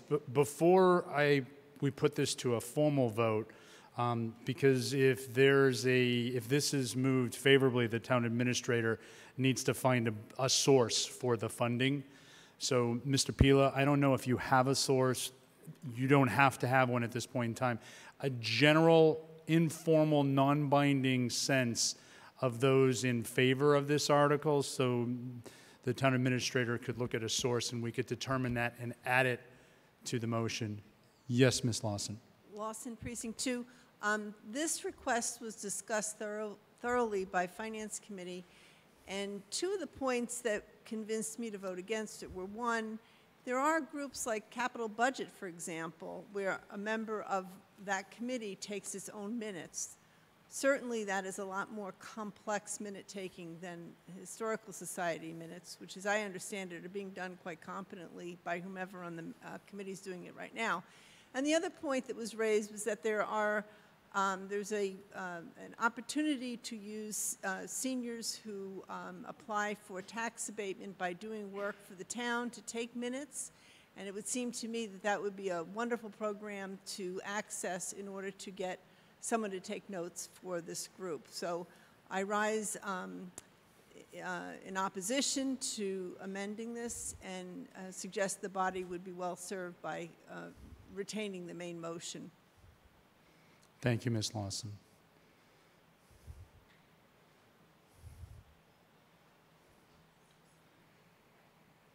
Informally, again, not binding, because we've got to find a source for this. What is the, excuse me, Mr. Pila? Free cash. Mr. Johnson? If I'm put on the spot right now, I would recommend reducing the following line item, town celebrations, which is just after that, by $1,000. If we dip into free cash, I know it's a small amount, but it is using one-time money to try to balance the budget. This way, we've already, and I'm sorry if I'm going on. That's quite all right. We've already funded the previous portion of the budget. We only have a few sections left, so I would recommend town celebrations. Well, and mind you, town celebrations was already approved. No. Therein lies It's in some that of section, the dilemma. Yeah. We approved everything in that section except for Public Library, which has subsequently been approved, and now Historical Commission. So the only thing not approved besides the Historical Commission is the employee retirement assessment, which is where the OPEB funding is. Make it if you want to go there, make it $299. Yep. So, Mr. Pila, yep.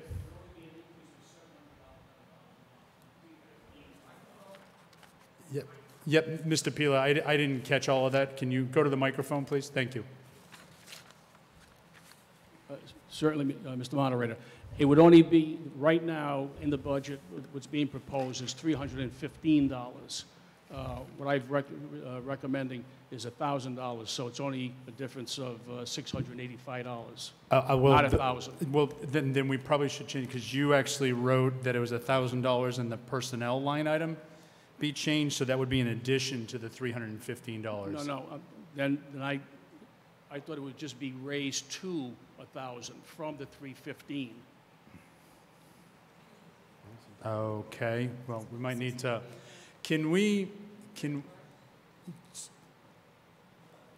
excuse me, yep.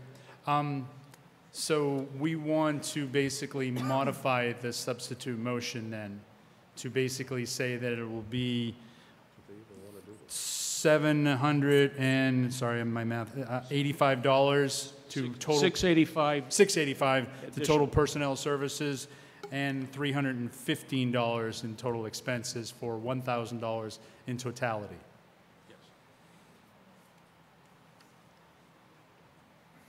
Yes, Mr. Trudell.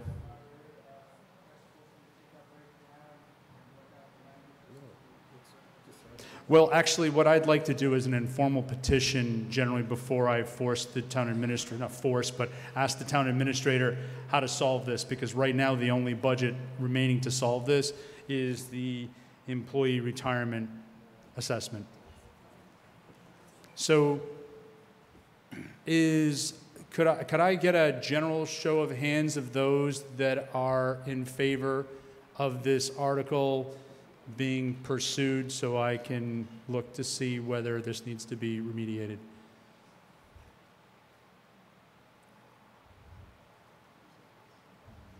It looks like a minority to me. It doesn't look like it's going to carry.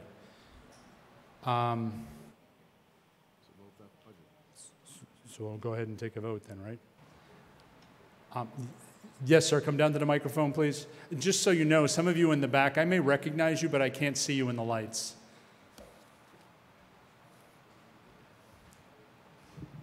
Dean, Precinct 2. It's the glare off my head. No, it's not. Items like this, it's such small dollars.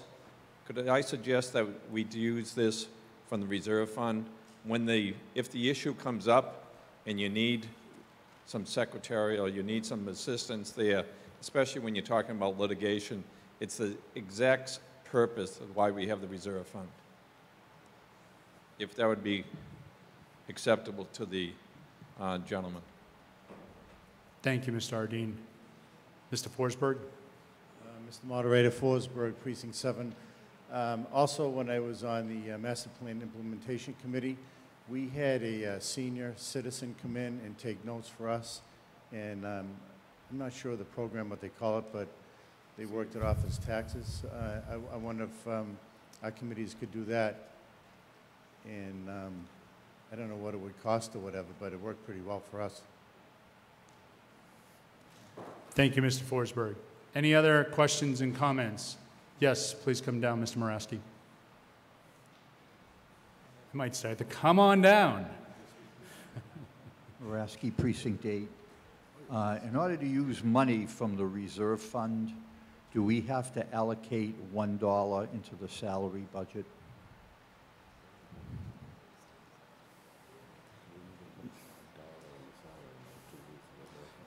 Once they finish conferring. Mr. Johnson? Joe, just checking with Ilana on that one. There's already a line item for salaries there, so no, we wouldn't need to. Yeah, but there is an account that exists. But doesn't town meeting have to fund something in order to be legitimately, for the Finance Committee to use reserve fund money later in the year if litigation comes up? Mr. Johnson? Joe, sorry, but town council and I have never heard of such a thing, so the answer is no. Perhaps if we could also find out, raise and appropriate from taxation, does that go to the levy limit? Is that the amount you cannot exceed anymore? Mr. Johnson? Yes, we are at the levy limit. Okay, and money that is coming from other funds, I see ambulance funds, sale of cemetery funds, other trust funds. Are there any other funds available for which money can be used to fund this other than free cash? Mr. Johnson? Right now, we have a balanced budget at the number right here. Could we go back and do an assessment of our local receipts? Sure, yes, we could. Mr. Flowers previously mentioned building receipts are looking very good. I would prefer to address it within the budget right now instead of having to mess with this, because this is 100% balanced at this time. Through you, Mr. Moderator, that's exactly where I was headed, was that as inspectional funds, this could be coming out of inspectional funds, because inspectional funds are going to be going through the roof this year, and we don't seem to be using any money out of that account. Is that correct, through you, Mr. Moderator? We are budgeting, I can tell you this current fiscal year, we're budgeting $850,000 out of that account, and we're on track for, I just looked at just about $1.6 million. So that account, are you saying that, through you, Mr. Moderator, that account cannot be used to give Historical Commission $1,000? No, because it's taken in as local receipts, and then it has to get appropriated as part of that 87 million there. And there's absolutely no room. It's much more cleaner for us if we change one of these budgets here tonight than having myself, the finance director and town accountant, go in and change all these numbers right here on the spot. Thank you, Mr. Moderator. Thank you, Mr. Moraski. Mr. Hamilton. Hamilton, Precinct 5. In the past, I've seen the problem where voting zero budget is non-funded. So if town meeting doesn't fund it, going back for a reserve fund transfer has been a problem in the past. And if there is a vehicle, I'll donate $1 to that fund. Thank you, Mr. Hamilton. One moment. I'll pay for it.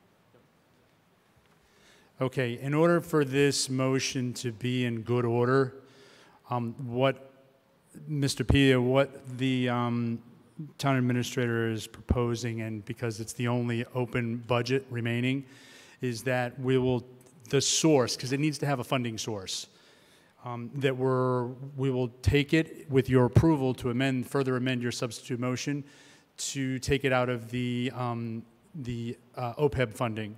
$685, so that'll reduce that to $299,315, right? Is that acceptable to you and Mr. Damish, who have put this forward?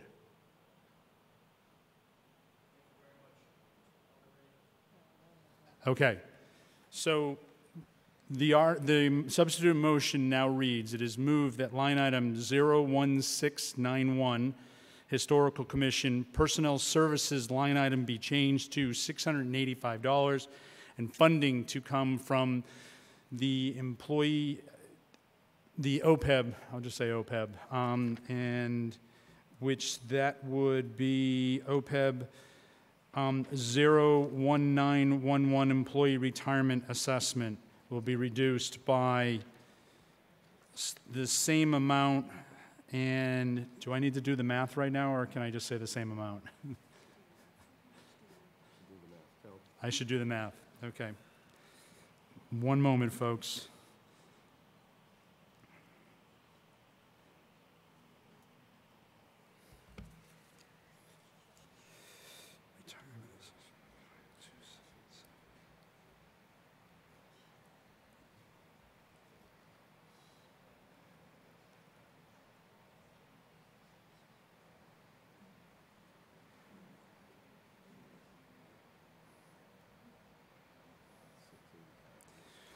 So that will reduce, so the employee retirement assessment, line item 01911, total expenses will be reduced $685 to $276,693. Mr. Pittman. Pittman, Precinct 1. I know it's not big money, but we shouldn't mess with the OPEB at all. I mean, this is something, we already have a big deficit. There's other ways to fund this, through the reserve fund or whatever. I'm not supporting touching the OPEB fund. Thank you. Thank you, Mr. Pittman. Any other questions or comments on the substitute motion? Hearing none. All those in favor of the substitute motion being the main motion, please say aye. Aye. Opposed? No. It is not a vote. So Mr. Pila, do you release your hold?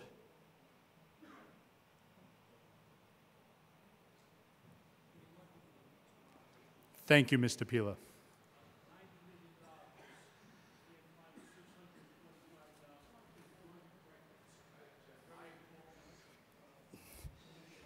So Thank you. We will now vote on the Historical Commission line item budget as is. All those in favor say aye. Aye. Opposed? It is unanimous. We're going to cover this last one and then we'll go on a break. So the Mr. O'Leary and Mr. Pittman, we have the employee retirement assessment. Please come down to the microphones, please.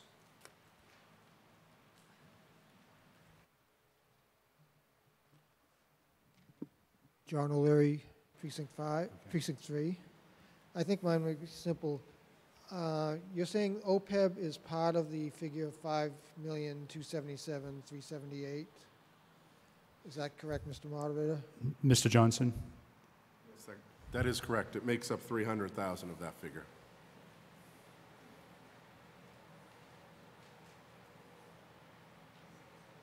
I was under the impression the OPEB was a separate line item. Is that just misconception or? Mr. Johnson? It is tracked separately as an account, but that is the line item that it is placed in under. So it's a subcategory within that line item? Correct. Okay, thank you. I released my hold. Thank you, Mr. O'Leary. Mr. Pittman? Pittman, Precinct 1, through you, Mr. Auditor. I think through Mr. Johnson, maybe the Finance Committee. How much, I know the OPEB is one of, we're paying the retirement as we go, basically. And how much is that this year, and how much was it last year? Mr. Johnson? Larry, just some clarification. Are you talking the Norfolk County Retirement Assessment? Correct, sir. Yes. This year it's $4,977,378 for the new fiscal year. In this current year, it's $4,550,000. So it's going up about 10%. I don't understand we keep budgeting $300,000 for OPEB when we know the deficit is how much this year, through you, Mr. Moderator? Or per the accountant, you know, the actuarial exposure? Mr. Johnson? Mr. Moderator, through you. The actuarial study, which was completed on September 2017, if we fully funded it today, the actuarial amount was $41,309,000. If we project it out over 30 years, it currently stands at $63,556,000.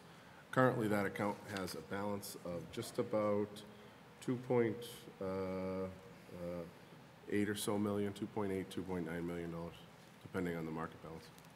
Can I ask again through you, Mr. Moderator, that the Finance Committee or you, Town Administrator, consider bumping that up? I mean, we're giving raises, we're adding employees, our costs are going up, and we're keeping static at 300. I think that's just digging us a deeper hole. So I ask that also we're putting $1 million or so in the stabilization fund. I think we should really start attacking the OPEB. Thank you. I release my hold. Thank you, Mr. Pittman.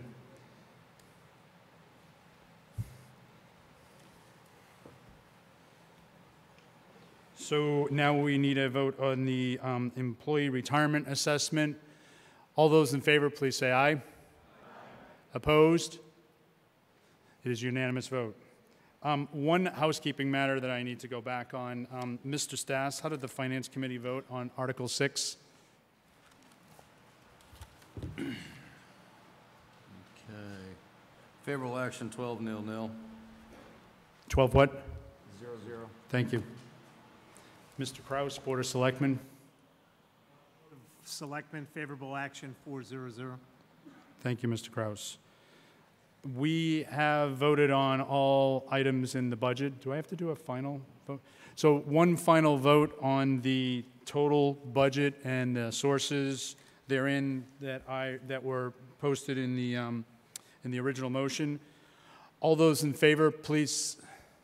Mr. Moraski, excuse me, Mr. Moraski, and you're here in what capacity? It was not a hold? No, go ahead, briefly. My question is on now the funding. We voted on the Thank you, budgets. Mr. Moraski. Go ahead and proceed. Thank you, Mr. Moderator. Moraski, Precinct 8. Can we now get some type of idea as to how $800,000 was determined to be allocated to the budgets from the ambulance fund?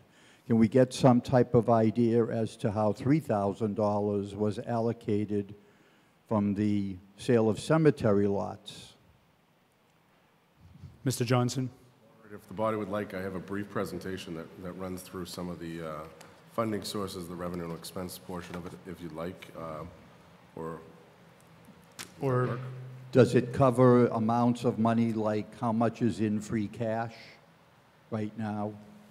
Free cash currently, no, it does not, but would you like me to run through the presentation? Why don't you run through the presentation? Okay. Thank you, Mr. Marasco. And I'm still on base. That's Thank fine. you. Yep.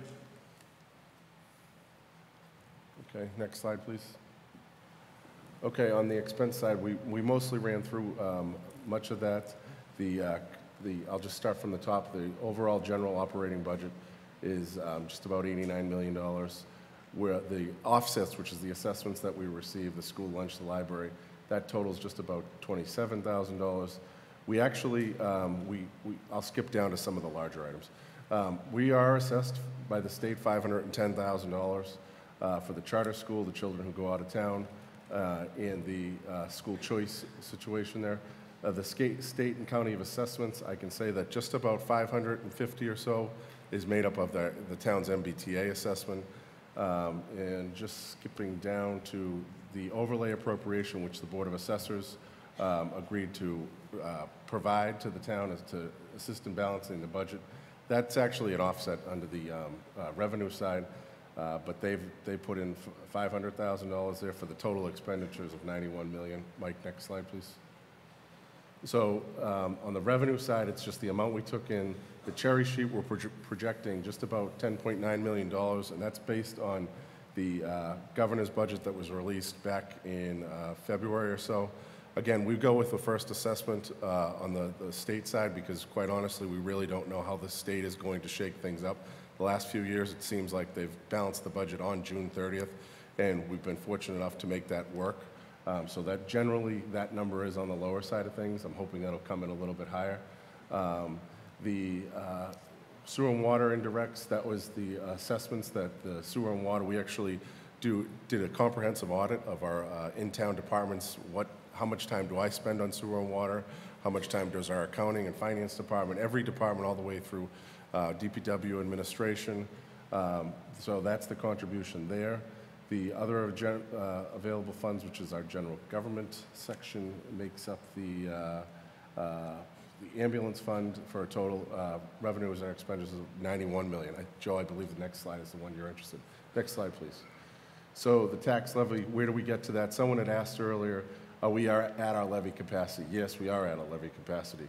That's just that top number there, just $1,705,000. That's the 2.5% that we debated at length last town meeting. We go to the max every year on that one. And then just our debt override payoffs, which is slowly getting down. You can see it going from $1,250,000 to $1,217,000. This year, $1,185,000. And that's mostly the school overrides that we had passed within the last 20 or so years. Mike, next slide, please. So on the local aid side, again, I touched upon that. That's just our preliminary numbers from the state. That's what we expect, and it's cut off at the bottom there. It's just it's going from $10,739,000 to $10,917,000. Mike, next slide. Local receipts. So, Joe, I think this is the slide you were interested in. What we're looking at here is we budget conservatively each year. Some of the new lines that are added in there is the hotels tax. You may recall, I believe it was about 2 years ago when we knew these two hotels were coming down, we changed our hotels tax up to the 4% that we had previously done, up to 6%. We also bumped up the local receipt side on the license and permits. We're going, you can see that back, I'm sorry I don't have a clicker to point to this, $1,266,775, which is actually what we took in 17. I can tell you this year, right now as of 4/26, we've already taken in $1,694,000 in that line item. So we are running ahead of schedule, but that's a lot has to do with the building, especially the hotels that are going in, some of the improvements that have been made to the private businesses along South Street.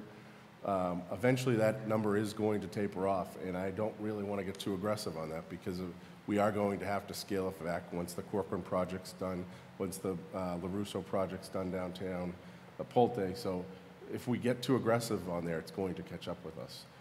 So for local receipts, we have bumped it up just about 400,000 on that one. Mike, next slide, please. In the other available funds, I would note that on our other available funds, we have actually bumped that up. The cemetery general lots is just a small number there, but the ambulance fund, you'll see a 00150. That's to assist with the offsets as far as the firefighter contract, which you are set to consider probably on Wednesday night, and to assist us covering the 8-man coverage. And everything else, for the most part, has dropped off. The health insurance trust reserve, I remember when I first started, that number used to be in the hundreds of thousands. It's now down to 0. The last 2 years, we've used all that money up. Mike, next slide, please. And free cash, I knew I had a slide on that. So currently at free cash, we are certified at $6.6 million. You'll see here at the fall, we used just about $3.8 million. That was used on the fire truck, Memorial Pond, field design. We also used it on the school offsets, which is the Medicaid money, the parking fees, and the McKinney-Vento Act. We're recommending putting $1.5 million in stabilization. There was a lot of debate under, well, our free cash is artificially inflated. We should knock it down, which I think, to be transparent, I think it's a good idea to put the 1.5 instead of rolling it over each year, put it in the stabilization so it assists with our reserves. It's 2/3 to get it out if we ever need that funding again. The $50,000 for the OPEB, so that'll be in addition to what you folks just voted on. And the capital projects, which Mr. Fosberg is set to talk about in a little while, is just about $1 million. And the operational holdback, the Finance Committee asked to hold back $200,000 in case there's anything unforeseen in the fall. So that leaves us with a 0 balance. Mike, next slide, please. That's it. Thanks, Jim. Mr. Moraski. Moderator. Thank you, Mr. Johnson. Can you explain how much we have in the ambulance fund now? Yes. Mr. Johnson. Just give me a second, Joe.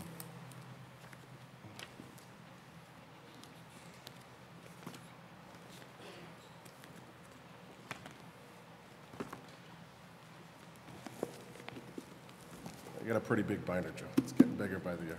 Okay, current balance in there, projected to, we've got $1,716,000. We're projected to close out the year with $1,845,000.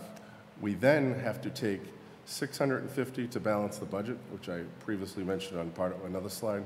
The $150,000 to offset the firefighters, and the $375,000 for capital, which you're set to consider under the fire truck purchase there. So that would take that number down significantly. $700,000. So could you explain to the body, does the $800,000 that we're using from the ambulance fund, do we pay for the ambulance through the ambulance fund 100%, or do we pay some money from taxation to fund the ambulance? Mr. Johnson. Mr. Moderator, through you, to fund the ambulance itself, the physical truck, or the ambulance Salaries service? for this article, which is salaries and expenses. Taxation certainly does offset the total cost for the ambulance, because ambulance and fire is paid for out of, through taxation and through the ambulance funds. Okay. So we do not come close to using the total amount of the ambulance fund to fund the ambulance. I can just simply, Mr. Moderator, through you. It's okay, Mr. Johnson. I could just simply tell you that the total fire department budget is $3,910,000. The personnel side is just about $3.5 million. So taxation certainly does offset that, and I'm sorry if I lost track of what your other question was. What I'm concerned about, Mr. Moderator, is that I see $800,000, I see $3,000, and my impression of that is that we're just taking money from a fund and applying it without any type of, I guess, scientific determination that a certain amount of money should be used to be used for these budgets. it would seem like that determination, that scientific determination or some type of a review would actually be good to determine if we are charging the right amount of fees for the services that we are providing. Mr. Johnson? So, I think it's more of a statement by you, Mr. Moraski, than a question to the town administrator or other. It would seem like we need a review of our fees to make ourselves whole. And I guess I'll leave it at that. Thank you, Mr. Moraski. But one other question. I'm assuming, too, that the Water Enterprise Fund and the Sewer Enterprise Fund are indirect costs. That assumption is correct. And I'm assuming that the Sewer and Water Commissioners have voted in agreement with those amounts because they're going to have to determine the rates at a later date. Mr. Johnson? Through you. The Sewer and Water Commissioners have voted on their budgets. Their budgets include the indirect costs as presented here tonight. And has someone explained these indirect costs to the Sewer and Water Commissioners? Yes, at length, individually, and at meetings. Okay. Thank you, Mr. Moderator. Thank you, Mr. Moraski. So now we will vote on the main motion and the funding sources for Article 6. All those in favor, please say aye. Aye. Opposed? It is a unanimous vote.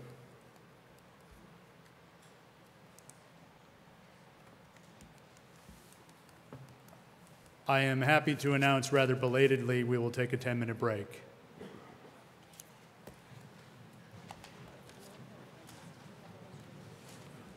Yes. Oh, wait a minute, hold on. Non-held. Yes. Yes. I have Substitute motion. was You've non-majority. already asked me to take that out. They also asked me to take out the language that says any other, so it just says any boards. So I understand. So the way Fastenal interpreted that, he said that means only one other. Other meaning just one. This is more fucked up than Washington is. So it's one of those. Okay. Yeah.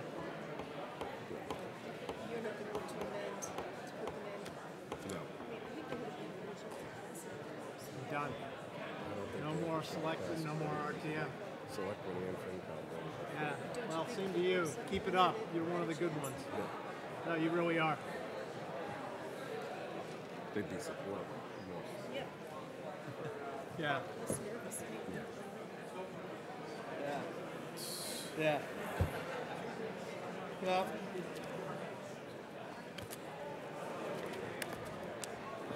So I just wanted you to take a look at this one. This is the one that's already been reviewed and approved. But I think it's due diligence is we should review what's been said. Sure. This is a motion from Sam. He's just looking to overturn the decision of the finance committee for no action. I think it looks right. He's just doing it as it's written. Can we move this a little closer? Yes, I have so much around here. Let's Yeah, maybe move it I know, over I here. know. Okay. You just get even off to the side so you can get your face near it. Yeah. When you Okay. talk, because you're a little bit distant. Okay. That's where some of the noise is coming from. Oh, really? Yeah, I have to crank it so high to get you guys from 3 feet away. Okay. No, yours is fine. Hey. You haven't said anything. No, but it's it's his, the distance he is away.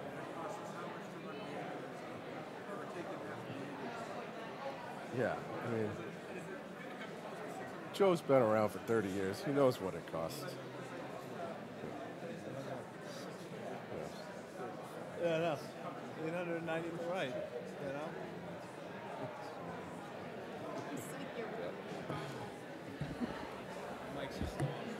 My wife just said that, huh? That's why I keep it fun, man. I actually was going to look to find that now, because I got it here.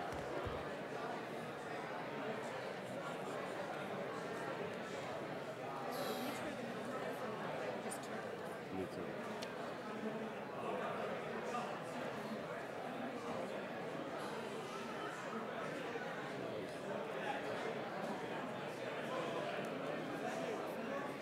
No, that was my number. They had 404. I threw 505 in there. I think they went with my language.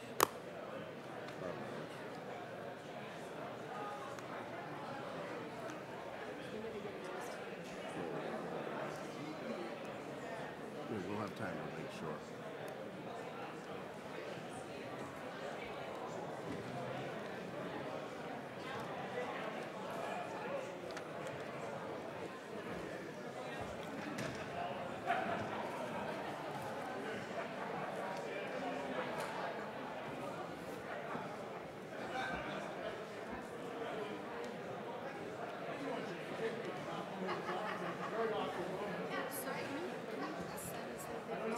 What?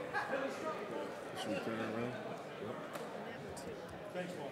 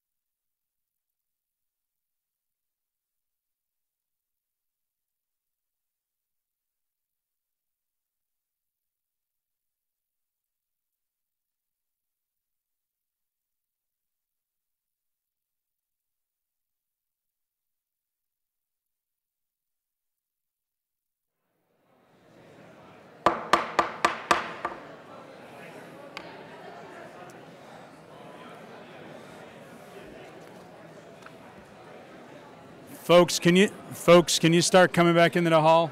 I know. I need my mic. Folks, hello? Hello? Where's my mic? Hello? Hello? Hello, hello? Where's my mic?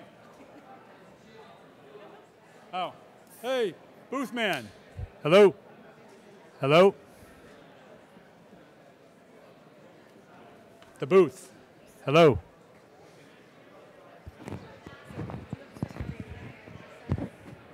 Yes, I do have the substitute motion for 7, but I need to read it, though. No, I know that. Oh, okay. And then you just give it to me and I'll give you a copy, right? Yes, that works perfectly fine. Can we, hello? I need my mic. Hello, booth.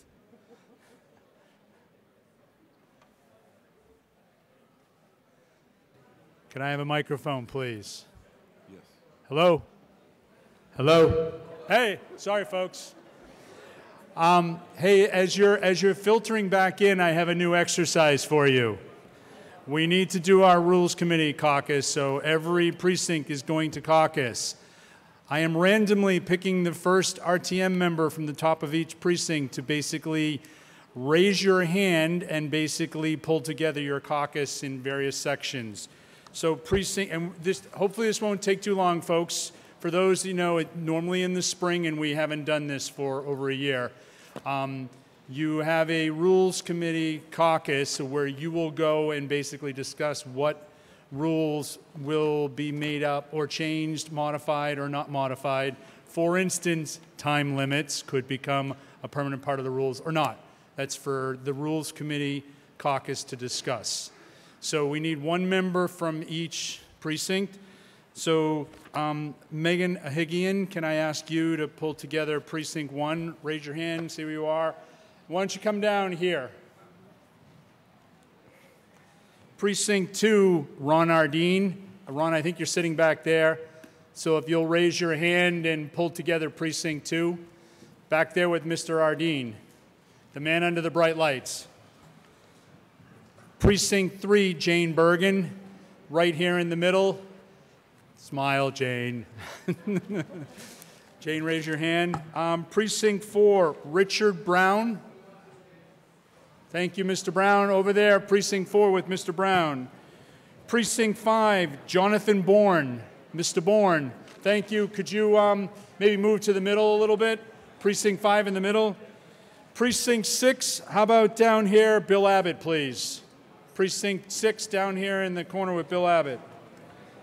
Precinct 7, Gerald Blair. Mr. Blair, where are you? Back there with Mr. Blair. And Precinct 8, Harry Brusades right there. Perfect, Harry, thank you. So take a few minutes. When you're done, please, that individual I called out, come down front.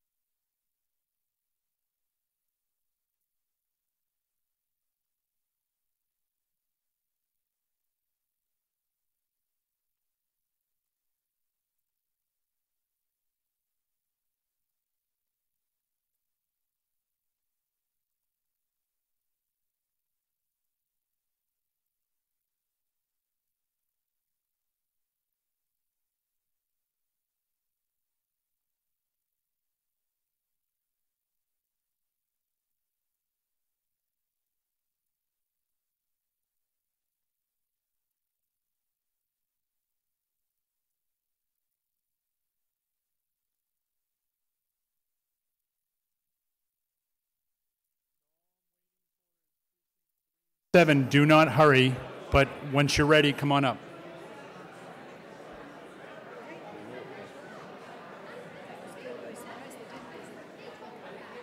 So you know what?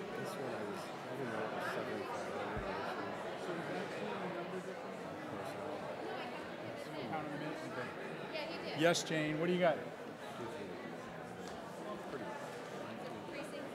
Thank you. Thank you very much, ladies.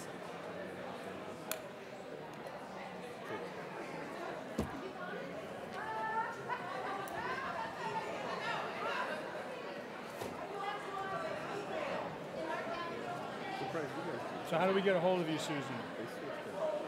By phone, and your number's on.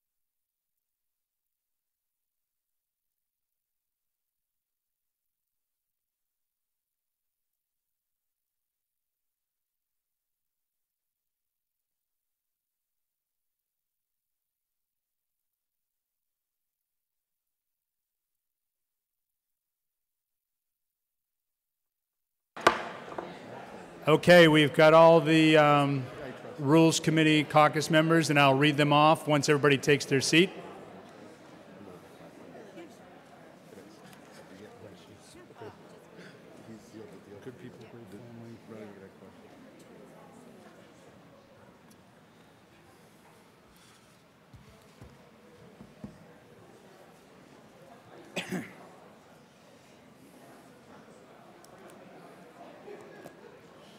While everybody's filing in, I want to thank everybody. That was actually some great caucusing going on. Liz and I were talking about here, a great spirit of cooperation. So we've got in Precinct 1, Jen Gayotis. Precinct 2, Kistra Damaso. Precinct 3, Susan Masterson. Precinct 4, Justin Hayner. Precinct 5, Peter Drogan. Precinct 6, John Shepard. Precinct 7, Cheryl Caron, and Precinct 8, Mark Gallivan. So thank you all for this, and we'll be perfect. All right. So we are to resume with Article 7. This is a motion. There's a request to join the MWRA. It's a petition of the Sewer and Water Commissioners. It is regularly moved and seconded to refer back to committee. Mr. Stas, the Finance Committee vote. Refer back to committee 900. Thank you, Mr. Stas. Mr. Kraus, Board of Selectmen. 310, refer back. Thank you, Mr. Kraus. Okay, and is Mr. Brown, Sewer and Water? 500, thank you. Are there any questions or comments with respect to Article 7? Mr. Abbott.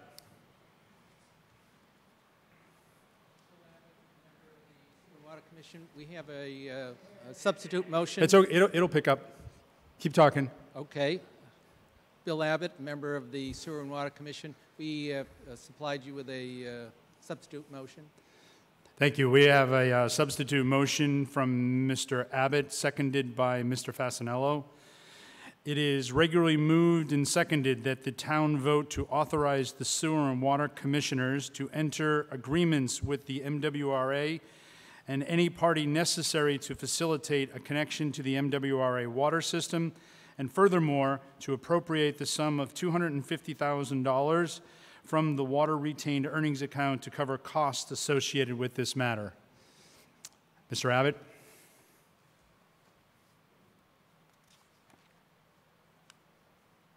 Thank you, Mr. Moderator. We have a brief presentation.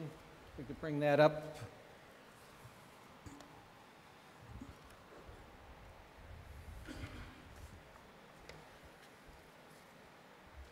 Next slide. Thank you. As the Article 7 is requesting that that the town meeting authorize the town to supplement its local water supply with water from the MWRA. This is something that 18 other communities have found themselves having to do also because of shortfalls with their local supply. This is only one of a number of approvals. I've listed them there. You may question why the town of Norwood has to approve, and that's because we would get the water through the town of Norwood. Next slide. The two primary reasons to supplement our local supply is first the upcoming DEP water withdrawal permit renewal, and then also secondarily to address the summer peak demands. So if we can move to the next slide, please. Our water withdrawal permit is expected to be renewed sometime this fall.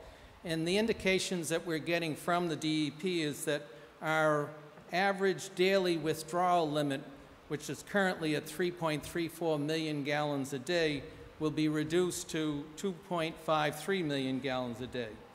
Our current or recent average withdrawals, withdrawals for the entire year are currently coming close to that point. We're at 2.4 for the last fiscal year. Our current withdrawals do not include the developments that are currently being constructed. And if you remember from the town administrator's State of the Town address, there was, I believe, about 950 units that are coming on, and if you just go through the center of town, you can see all the construction that's taking place. If we go to the next slide. As far as addressing our peak summer demands, the capacity of our wells varies with seasonal fluctuations. During the hot summer months, particularly if we have a dry one, we'll be drawing a lot more water than if it happens to be a cool and damp summer. And the level of the groundwater is lowest, as one would expect, during the summer. Now, the superintendent has informed us and explained to us that the recommended practice is to limit our pumping to 16 hours per day. And the reason that you want to do that is to allow the groundwater levels to recover. So once you start pumping water, you're going to have actually a depression within the groundwater, and what you want to do is allow that to recover back, and it's particularly important during the summer months. Also, it'll extend our life of our mechanical equipment. And what I asked Rick to do was to look to see when would we have used MWRA water had we already had a connection. And what he got back to me with is the Delaney treatment plant, that's the one on Washington Street, operated 24 hours straight for 115 days out of the 123 days covering the period of May through the end of August. The Willis treatment plant, which is the one that serves the Minebrook Aquifer, operated 24 hours straight for 21 of those days out of the same 123 days. Supplementing our local water supply will allow us to stop using the treatment plants for 24 hours a day by supplementing, allowing us to draw water from the MWRA.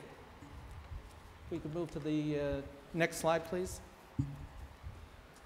Another reason, and this is something that Rick again has mentioned to us, it'll provide an insurance if we were ever to permanently lose one of our large production wells. And just to keep in mind that the School Meadow Brook wells, and those are the ones off of Washington Street, are susceptible from pollution from Route 1 businesses. And particular Washington well number 6, which provides about 30% of our water, has been polluted already.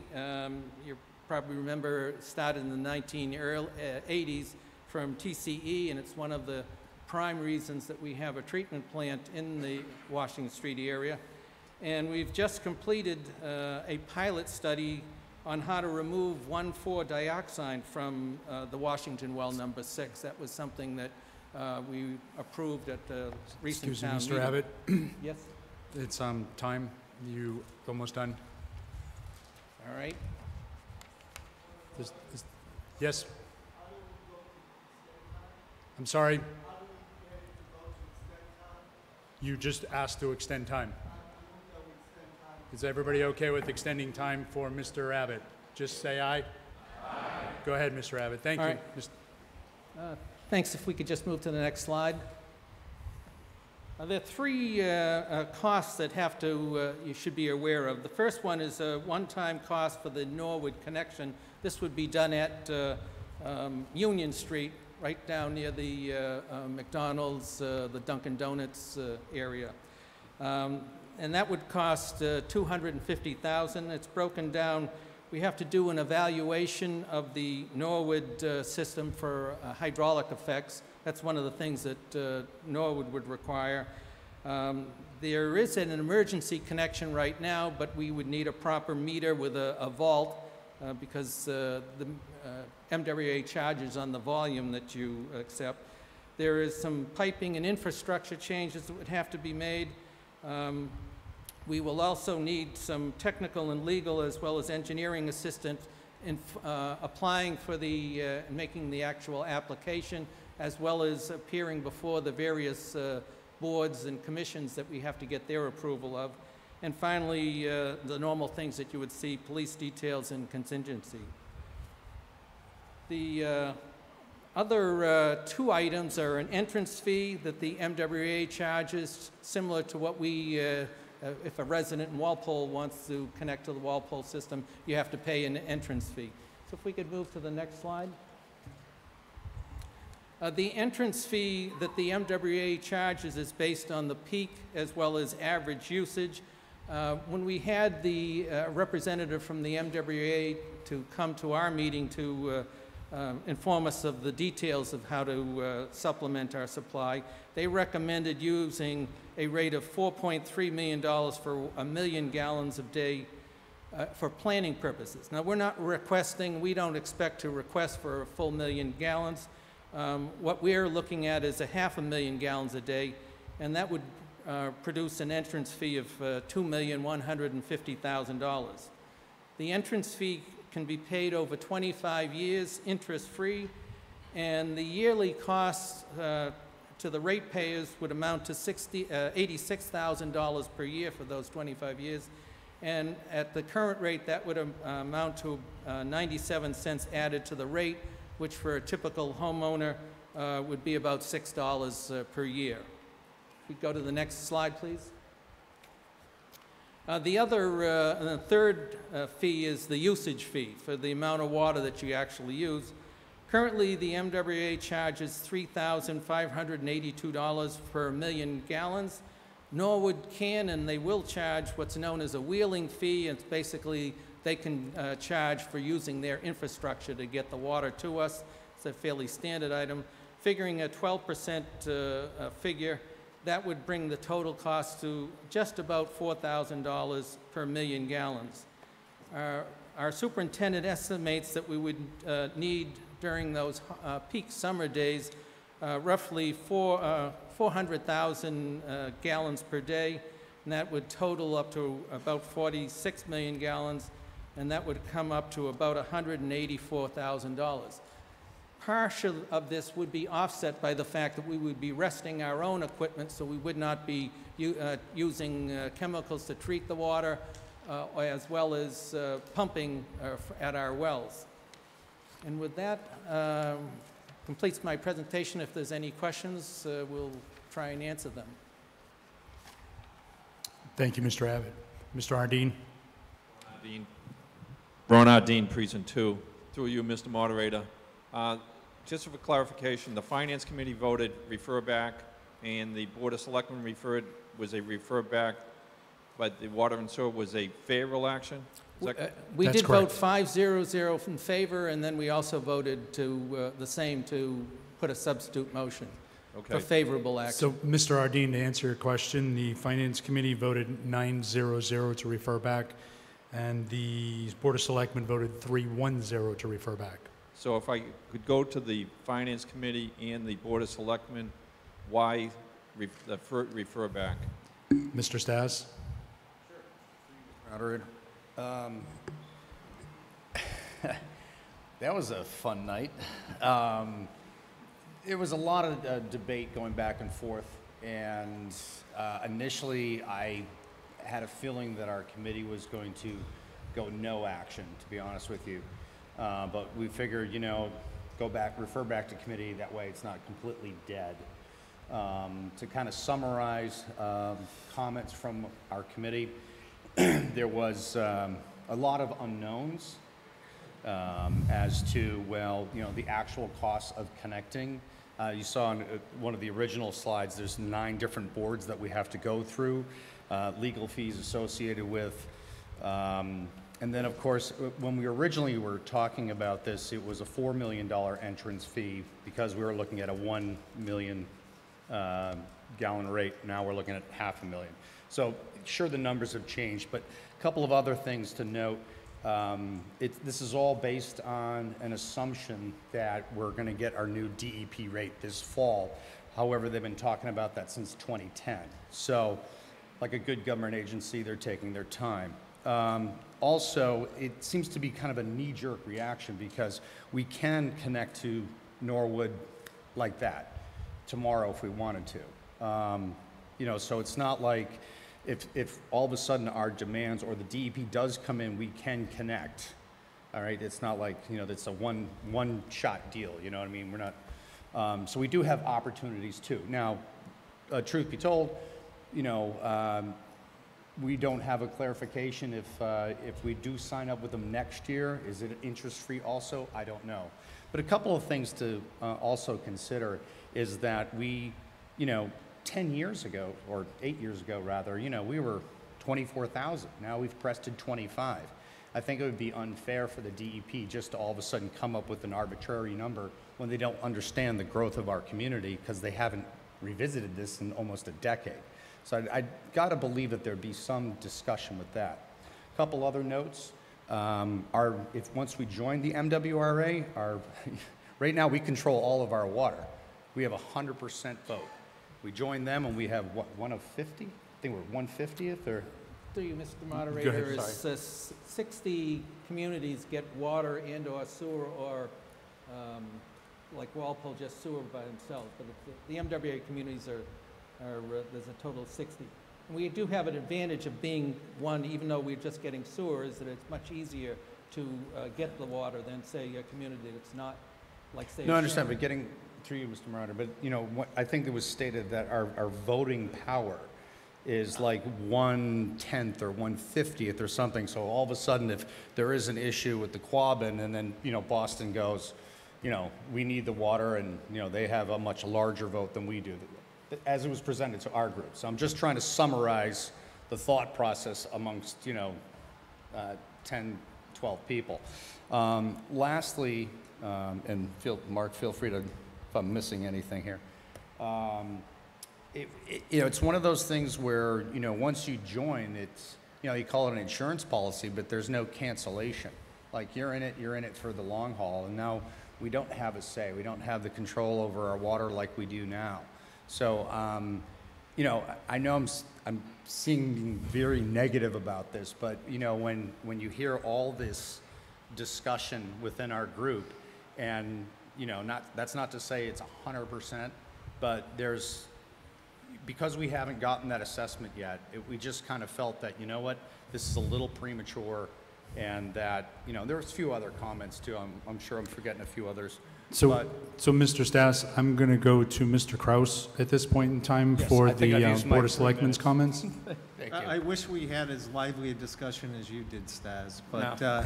it basically came down to this. First of all, as it relates to the MWRA, we haven't had a great relationship with them for 20 years, so we didn't see that as an option. Number two, we've been waiting for 10 years for the DEP permit, and we felt that it really was water and sewers purview on this. We wanted them to explore options. We wanted them to own the discussion on this, and we wanted to wait for the permit to be issued. Thank you, Mr. Kraus. Mr. Abbott, briefly, Yes. counterpoint, and then I'm going to go to Mr. Hamilton. All right. Thank you, Mr. Moderator. Through you, just a couple things. One, I want to make sure people understand that the MWA is a wholesaler of water. They don't take over control of your water system. They just provide water to you. You still own the distribution system. You certainly still own your local supply.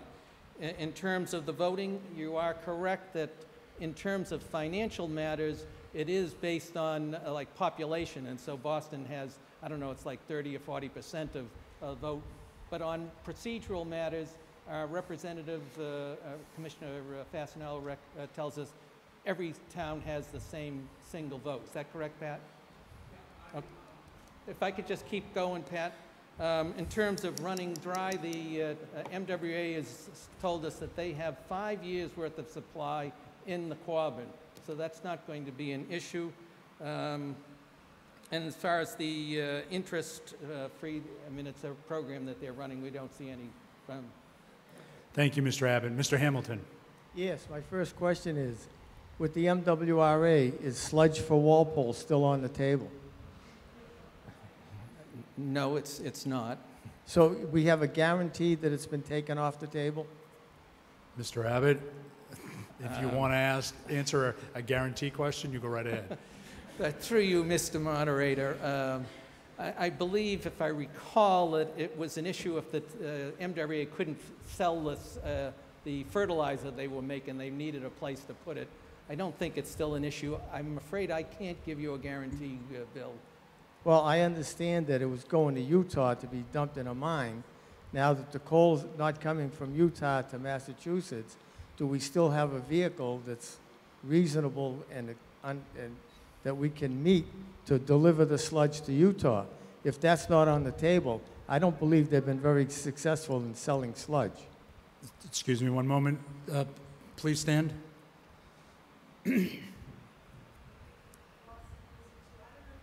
Sludge is being discussed that's not pertinent to this, and it's just taking us off on a wild ride. Understood, thank you. I'm going to allow the question be answered, and then we'll stop with the sludge comments, because I don't think Mr. Abbott has specifics on it. Well, through you, Mr. Moderator, I guess the only thing in terms of sludge, we still are part of the MWA sewer system, so I presume that we still have whatever exposure in terms of dealing with the sludge, whether we're connected for water or not. It would be purely a sewerage issue. But Okay, now the issue here is getting more water capacity. Now Siemens has put in 3 wells or 2 wells, I'm not sure, but they put in 2 wells that are municipal capacity. Have we looked at going to the Foul Meadow Brook where Siemens is to increase our capacity there, seeing that we're at our limit in the Ponset River? Mr. Abbott? Through you, Mr. Moderator, are you suggesting that we would look for water in the area near Siemens? Bill, I didn't quite catch your... I mean, the only place that we know of for another well site would be out in the Minebrook area, Minebrook 4, which is 3,600 feet through a swamp to our treatment plant on John Turco Drive. It would be cheaper to connect to the MWA than to bring that well online. Well, if we can get water out of another watershed, like Foul Meadow Brook, I think that should be investigated first before we assume that we're going to get cheaper water from the MWRA. I don't believe that people believe the sewerage is very cheap that we pay to the MWRA. And they were very, very adamant about giving us sludge before we defeated them on that. Now, if this opens the door to sludge, that's a big problem. Now, I think that if we went up by Ganderwood Farms and up in that area, we might be able to get into Foul Meadow Brook. I think that should be investigated, so I speak against this article. Thank you, This Mr. substitute Hamilton. motion. Mr. Fasanello? Fasanello, Precinct 3, and Soil and Water Commission. Mr. Hamilton makes an interesting point about the aquifers in Walpole. We have a whole bunch of them, but they're small. We looked at these about 25 years ago. Trap Hole Brook, there's a brook that runs behind Siemens. We had our consultants check them out. We even had Willett Pond checked out. Found out that it's really not cost effective to try and to tap into these small aquifers. So we felt that, let me put it aside again. We even had one consultant say we should drill holes in Mine Brook and let the water percolate into the aquifer. Okay, that's how thoroughly we checked everything out. It seems that if we need water, there's really only one place we can get it, and that's from Quabbin. And the water in Quabbin is exceptionally good.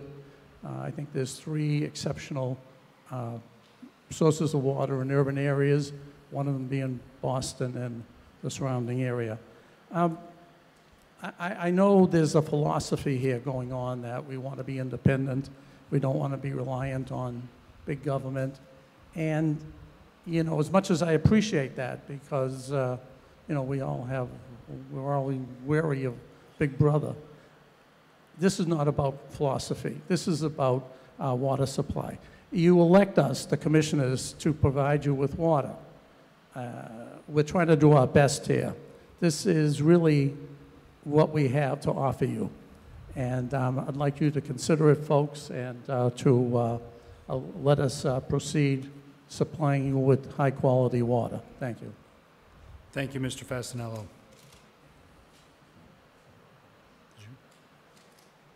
Thank you, Mr. Moderator. Southwood Precinct 5.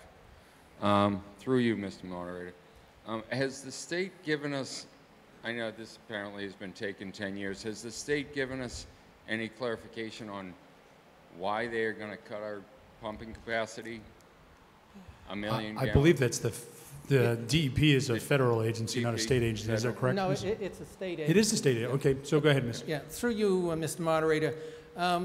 When the original, or our current withdrawal limit, which is 3.34 million gallons per day, that was developed based on the amount of water that's available in the Neponset subbasin, which basically follows the Neponset River.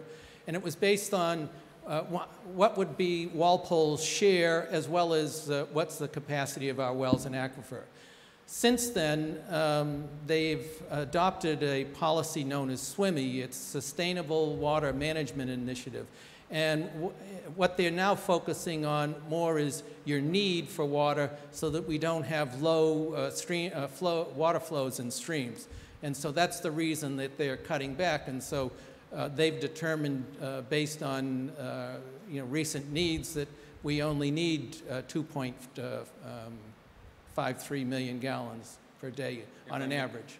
If I may continue, Mr. Moderator. Sure. Yep.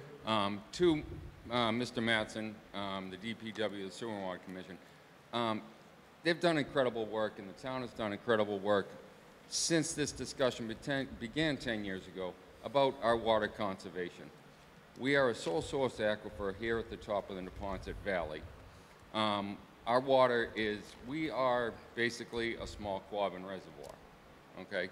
They have done incredible work in managing this and doing what they can to conserve water.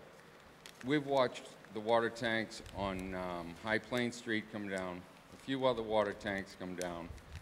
We lost the Norfolk Street well, I believe, when the dump infected that a little bit, and our wells are being affected. So we haven't invested a lot in our own immediate storage capacity and infrastructure. I just think that this money would be better spent finding a way to invest in our own infrastructure.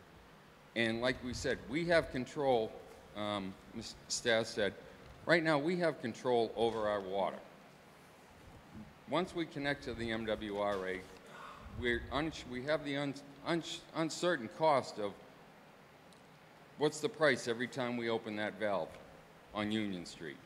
It's going to go up. That infrastructure cost goes to Norwood, and it's passed through the city of Boston back to Western Massachusetts. When we have the ability to invest in our own infrastructure here with these funds and protect ourselves, I vote against Article 7, and I recommend everyone else. Thank you. Thank you, Mr. Southwood. Mr. Salvatore. I just wanted to inquire, as the cost of $4,000 per million gallons, how does that compare to the cost of our taking the water out and having it ready to drink? Through you, Mr. Abbott? Yes. Through you, Mr. Moderator.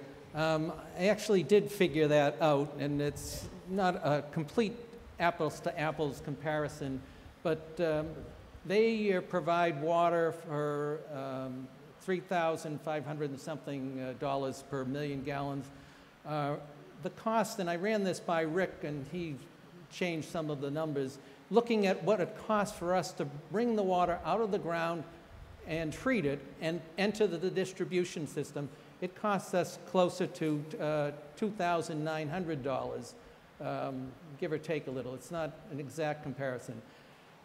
We charge around $7,800 per million gallons, and the reason it's that much higher is that we're also going to pay for all the salaries, the expenses of the distribution system, the indirect costs that you saw.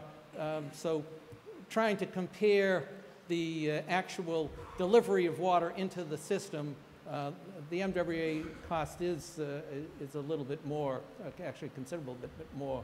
But we do end up selling it at the full price. Thank you. Mr. Snuffer.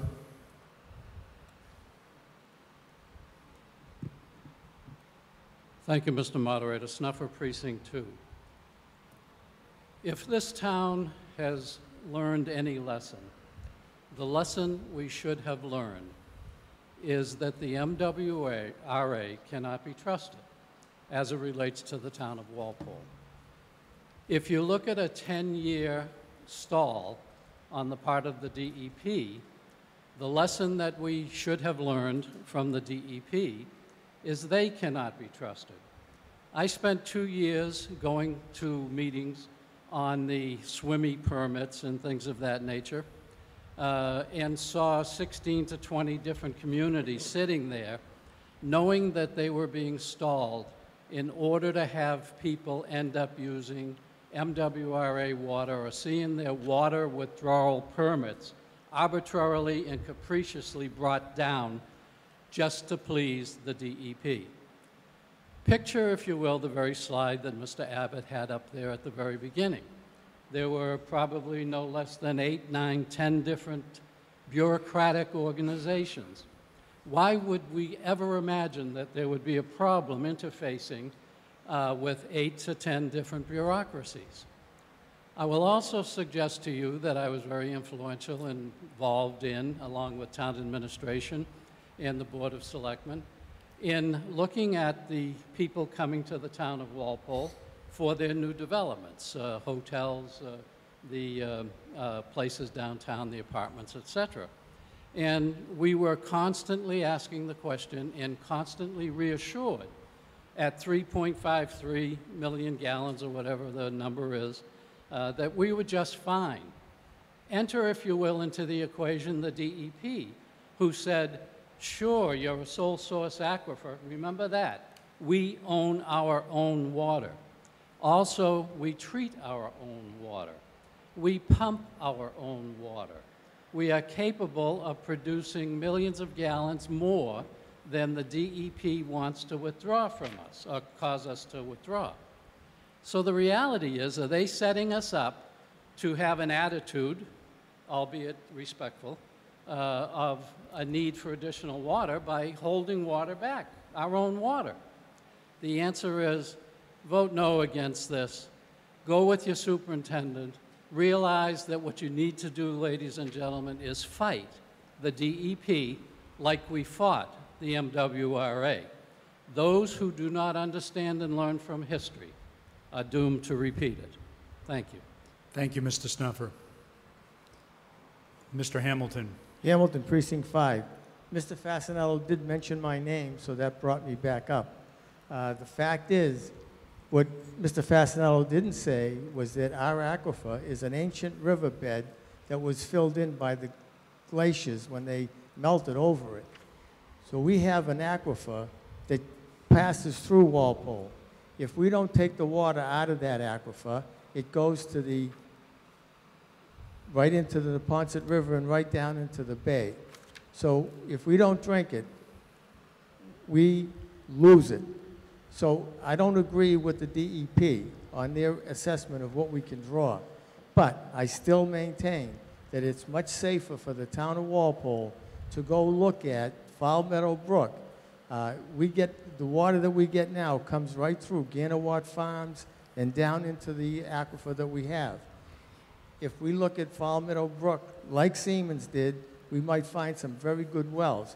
And if we had to, we could do what Stoughton did. Stoughton bought water from other towns, which they could do very fair business with. And remember, when the water and sewer sit down to figure out our water rates, the big number that they have to deal with is what the MWRA charges, and of course our own pumping expense. So they don't have a lot to deal with. They're playing with numbers that are coming from the MWRA and our pumping systems. So I think we should try to stay within our town and maybe deal with the town that abuts us in the Foul Meadow Brook aquifer. I speak against this. Thank you. Thank you, Mr. Hamilton. Mr. Hassenjaeger. Thank you. Hassan Yeager, Precinct 1, Sewer and Water Commissioner. Thanks, Bill. That was a good overview. I would just like to say that we obviously did try to review all these alternatives. It'd be wonderful if we had other independent sources for the future and to mitigate the uncertainty of risks of a well contamination, a drought, or other scenarios that you can easily learn about if you look into water in other parts of the country and what can happen. We did have, as Bill says, we did have a problem, a TCE problem here. It was very serious, and we really didn't have alternatives. So we were looking at down the road as to what the best insurance for our mission, which is to provide a sustainable, viable water supply for the community, midterm, long-term, as well as short-term. And in fact, we're going to be attending a conference Wednesday of many communities in Massachusetts who are concerned about sustainability programs. And many of the other water commissioners in the area feel that we have sort of an enviable position based on the economics of us hooking up to the system. We're very fortunate to have the Norwood at Union Avenue, really, right at the Walpole border, and in fact have the opportunity. We're going to be opening Union Street this summer and have the very economical opportunity to make that connection. And we do have the right individuals at the MWRA and at our staff and our superintendent and the board who are all favorably predisposed to pursue this option. Without backtracking what Bill said, we did look at well development up in the Medfield line, and that we're talking 5-10 times the cost of what this hookup is. This hookup is really insurance policy. The MWRA will own nothing about Walpole, in our water system. We're going to use our water system, and we don't have to turn the spigot on at all unless we have an emergency or a drought. We have problems with our equipment. We have some downtime, some unforeseen events. We'll be able to open that spigot and have continuous, sustainable water supply. It's simple business. It's common sense. It's extremely economical.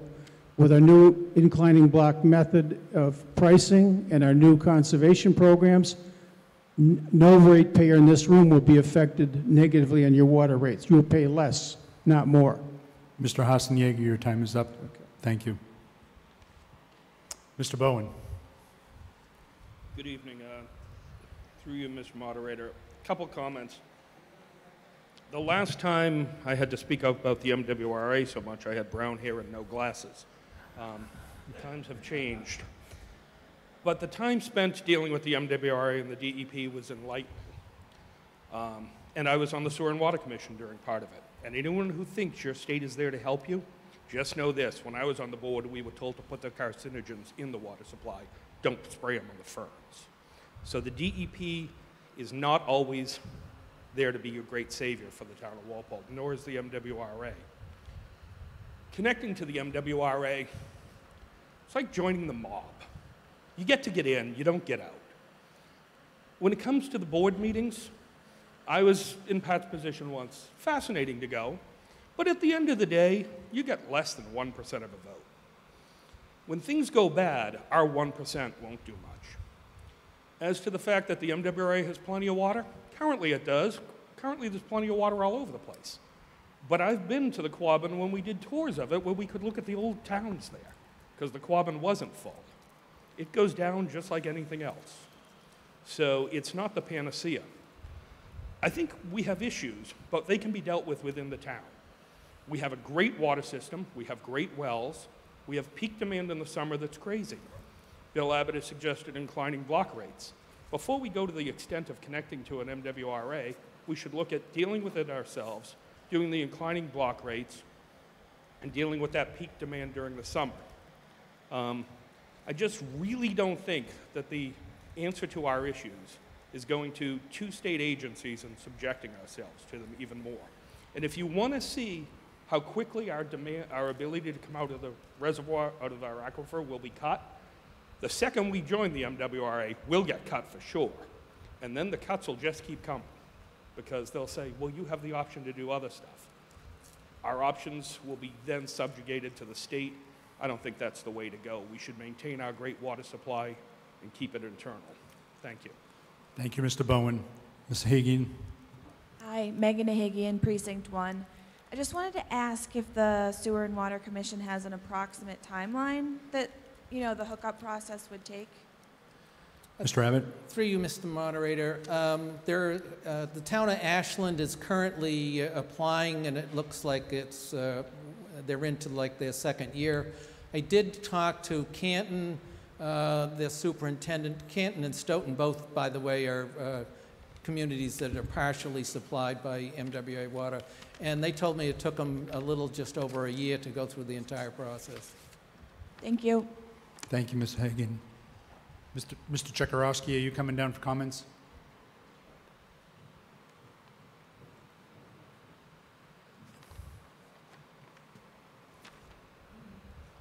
Philip Sharvrovsky, Precinct 7. Through you, Mr. Moderator, a question. If we needed more water than the 0.4 million gallons per day, is that something we can adjust later on, or is that a... Mr. Abbott? Could you repeat the question? Oh, okay. I can hear the fan real good, Phil. Yeah. If we needed additional water beyond the 0.4 million gallons per day, is that a difficult process to go back to request a higher limit? Or is that an option we would still have, in other words? Through you, Mr. Moderator, it would be a similar process, but many of the questions that you'd already had gone through the first time would already have been answered. But there would be a process if you needed more to, apply and probably be successful in getting increased supply. And I just want to say that I'm actually in favor of this. I think one thing that we're not being stated is we know that the Quabbin is, and not that we don't have good water quality here, but we do know the Quabbin is a very, recognized high-quality water for the municipalities. That's why a lot of towns want to be, in the system. It sounds like it's more insurance that, even though we do have maybe some risk on the DEP changing our draw limit. On the other hand, we're only going to draw the water when we need it, and I think I support this. Thank you. Thank you, Mr. Chekarowski. Ms. Lawson? Lawson, Precinct 2, also a member of the Finance Committee. One of the reasons why I voted against this on FinCom was because of my concern over the use and actually waste of water during the summer months. As has been pointed out, there's a huge draw during the summer. I've noticed lawns being watered in the rain, with irrigation systems, and so I'm very concerned about water conservation. And one of the things that we focused on in Finance Committee was that does this not encourage, or rather discourage, conservation during the summer months? I'm very interested in seeing us go to the inclining block where people who use more water pay more for water. I'd like to wait and see that be implemented. I'd like to see us get really serious about enforcing our water conservation measures in the summer. And then that's why I voted against this, because I'd rather wait and see if DEP actually reduces the amount we can take out. So to me, there were some things I'd like to see happen prior to going ahead with a system like this. Thank you. Thank you, Ms. Lawson. Mr. Flowers. Move the question. The question's been moved. All those in favor, say aye. Aye. Opposed? No. The question has been moved.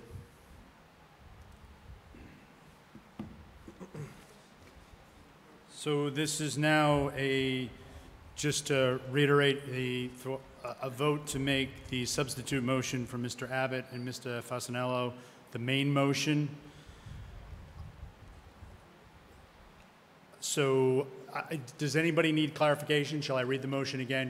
I'm just going to read it one more time quickly. Regularly moved and seconded that the town vote to authorize the sewer and water commissioners to enter agreements with the MWRA and any party necessary to facilitate connection to the MWA water system, and furthermore appropriate the sum of $250,000 from the water retained earnings account to cover costs associated with this matter. So all those in favor of making the substitute motion the main motion, please say aye. Aye. Opposed? No. The noes have it. The motion fails.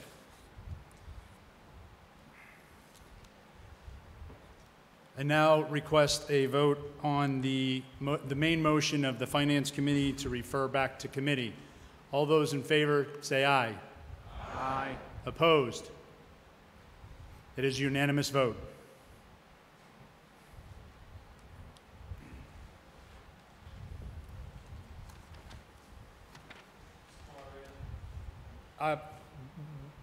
Mr. Ardeen, I just had a quick question, but before, if you don't mind, it is now 10:53 p.m. We can continue, or I will take a motion to adjourn for the evening. Motion to adjourn. That was your motion, right?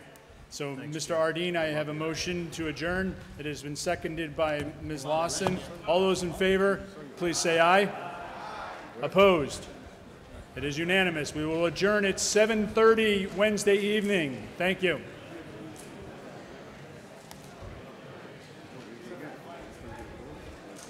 You'll be here.